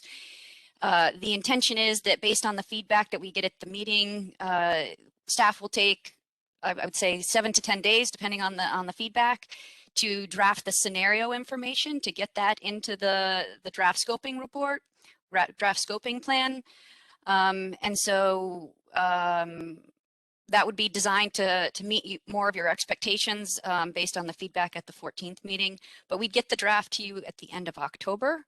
We'd allow a week or so of breathing room for council members to initiate their review. But to gather feedback, we're proposing that we'd use a similar process to what we did for the scenario designs, where we'd hold small group sessions organized by topic area that we'd hold over the first 2 weeks of November. And then as we did in the integration analysis, small group sessions, any substantive feedback, we would reflect at the subsequent public meetings. So, so we'd be transparent on that. And so I would just say, if this approach is amenable to you, we'll be reaching out to start scheduling these sessions, because I expect that might be a bit of a challenge, having the trying to basically accommodate everyone's desire to be on what I imagine would be a lot of these small group sessions. And so if that works, we'll I would suggest that we get out a survey with available time slots and areas of greatest interest so we can get that feedback. Following that, the November 16th meeting would be about providing some of that feedback that we had heard from the council members and saying, this is our plan for how we're going to address it in the scoping plan. We'd also hear a report out on the job study, as I believe Carl mentioned earlier. And then the plan would be to take the feedback we heard at that November meeting and to turn around a revised draft by early December. We're looking at about the 3rd is what we'd be targeting to give the council members 10 days to review prior to meeting on December 13th to take action, well, to discuss the changes that have been made and to potentially take action on the draft scoping plan. And so apologize for going through that so quickly, but just wanted to get all of that in. I guess if there are concerns about initiating feedback on the draft scoping plan through the small group sessions, I would ask maybe just if we can, if folks would voice that now and we can, try to think of something else. But right now our preference is to start scheduling those as best we can.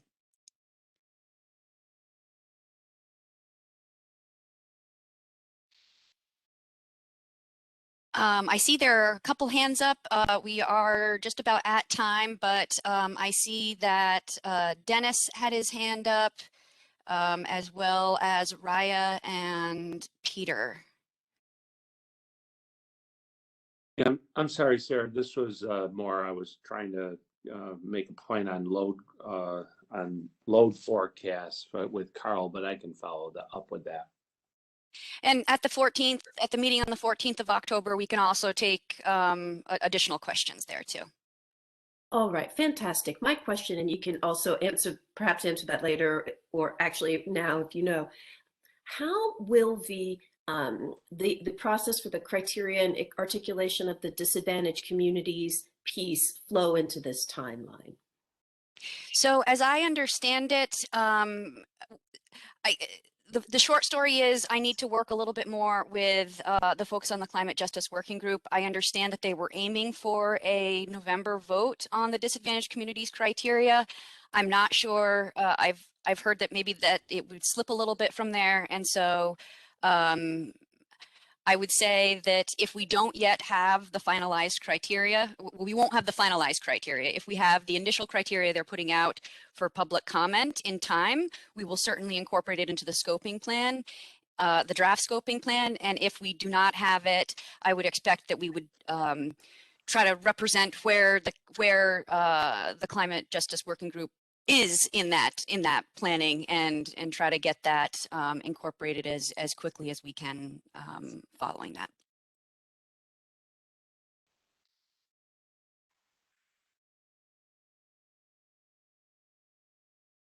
Sarah, I have a brief process question for you. You had mentioned, should we be just holding back our questions and starting up the meeting on the 14th with additional questions for Carl after his sort of last segment of slides? I'm just concerned that if we ask questions and the broader public isn't aware of what we're asking and responses, they lose that dialogue. So how about this? If we can maybe ask for some of your questions in advance, and then we can be prepared to, I would assume that some of you are going to have similar questions, and then maybe when we start the meeting on the 14th, when we're talking about the integration analysis, we can hit some of those questions there, the most common questions. And of course, we can always reflect any additional feedback at additional meetings or to post information if we just run out of time to do it in these public meetings. But I would say we do it similar to what we've done for the scenarios. Okay, so submit questions and then they'll be aggregated somehow, and Carl will do a rapid response to them all at the beginning of the next meeting. Yes. And it will give you time to review the 80 slides that Carl didn't cover. Thanks. That's what I was getting at. Great. Thank you. And with that, we are at time. Doreen, Basil, not sure if you want to wrap it up. I'll just say thank you, everyone, for attending. Great. Yes, Thanks, everybody. I say the same. See you in less than 2 weeks. Thank you. Great. Have a good weekend, folks. Bye-bye. Bye. Thanks.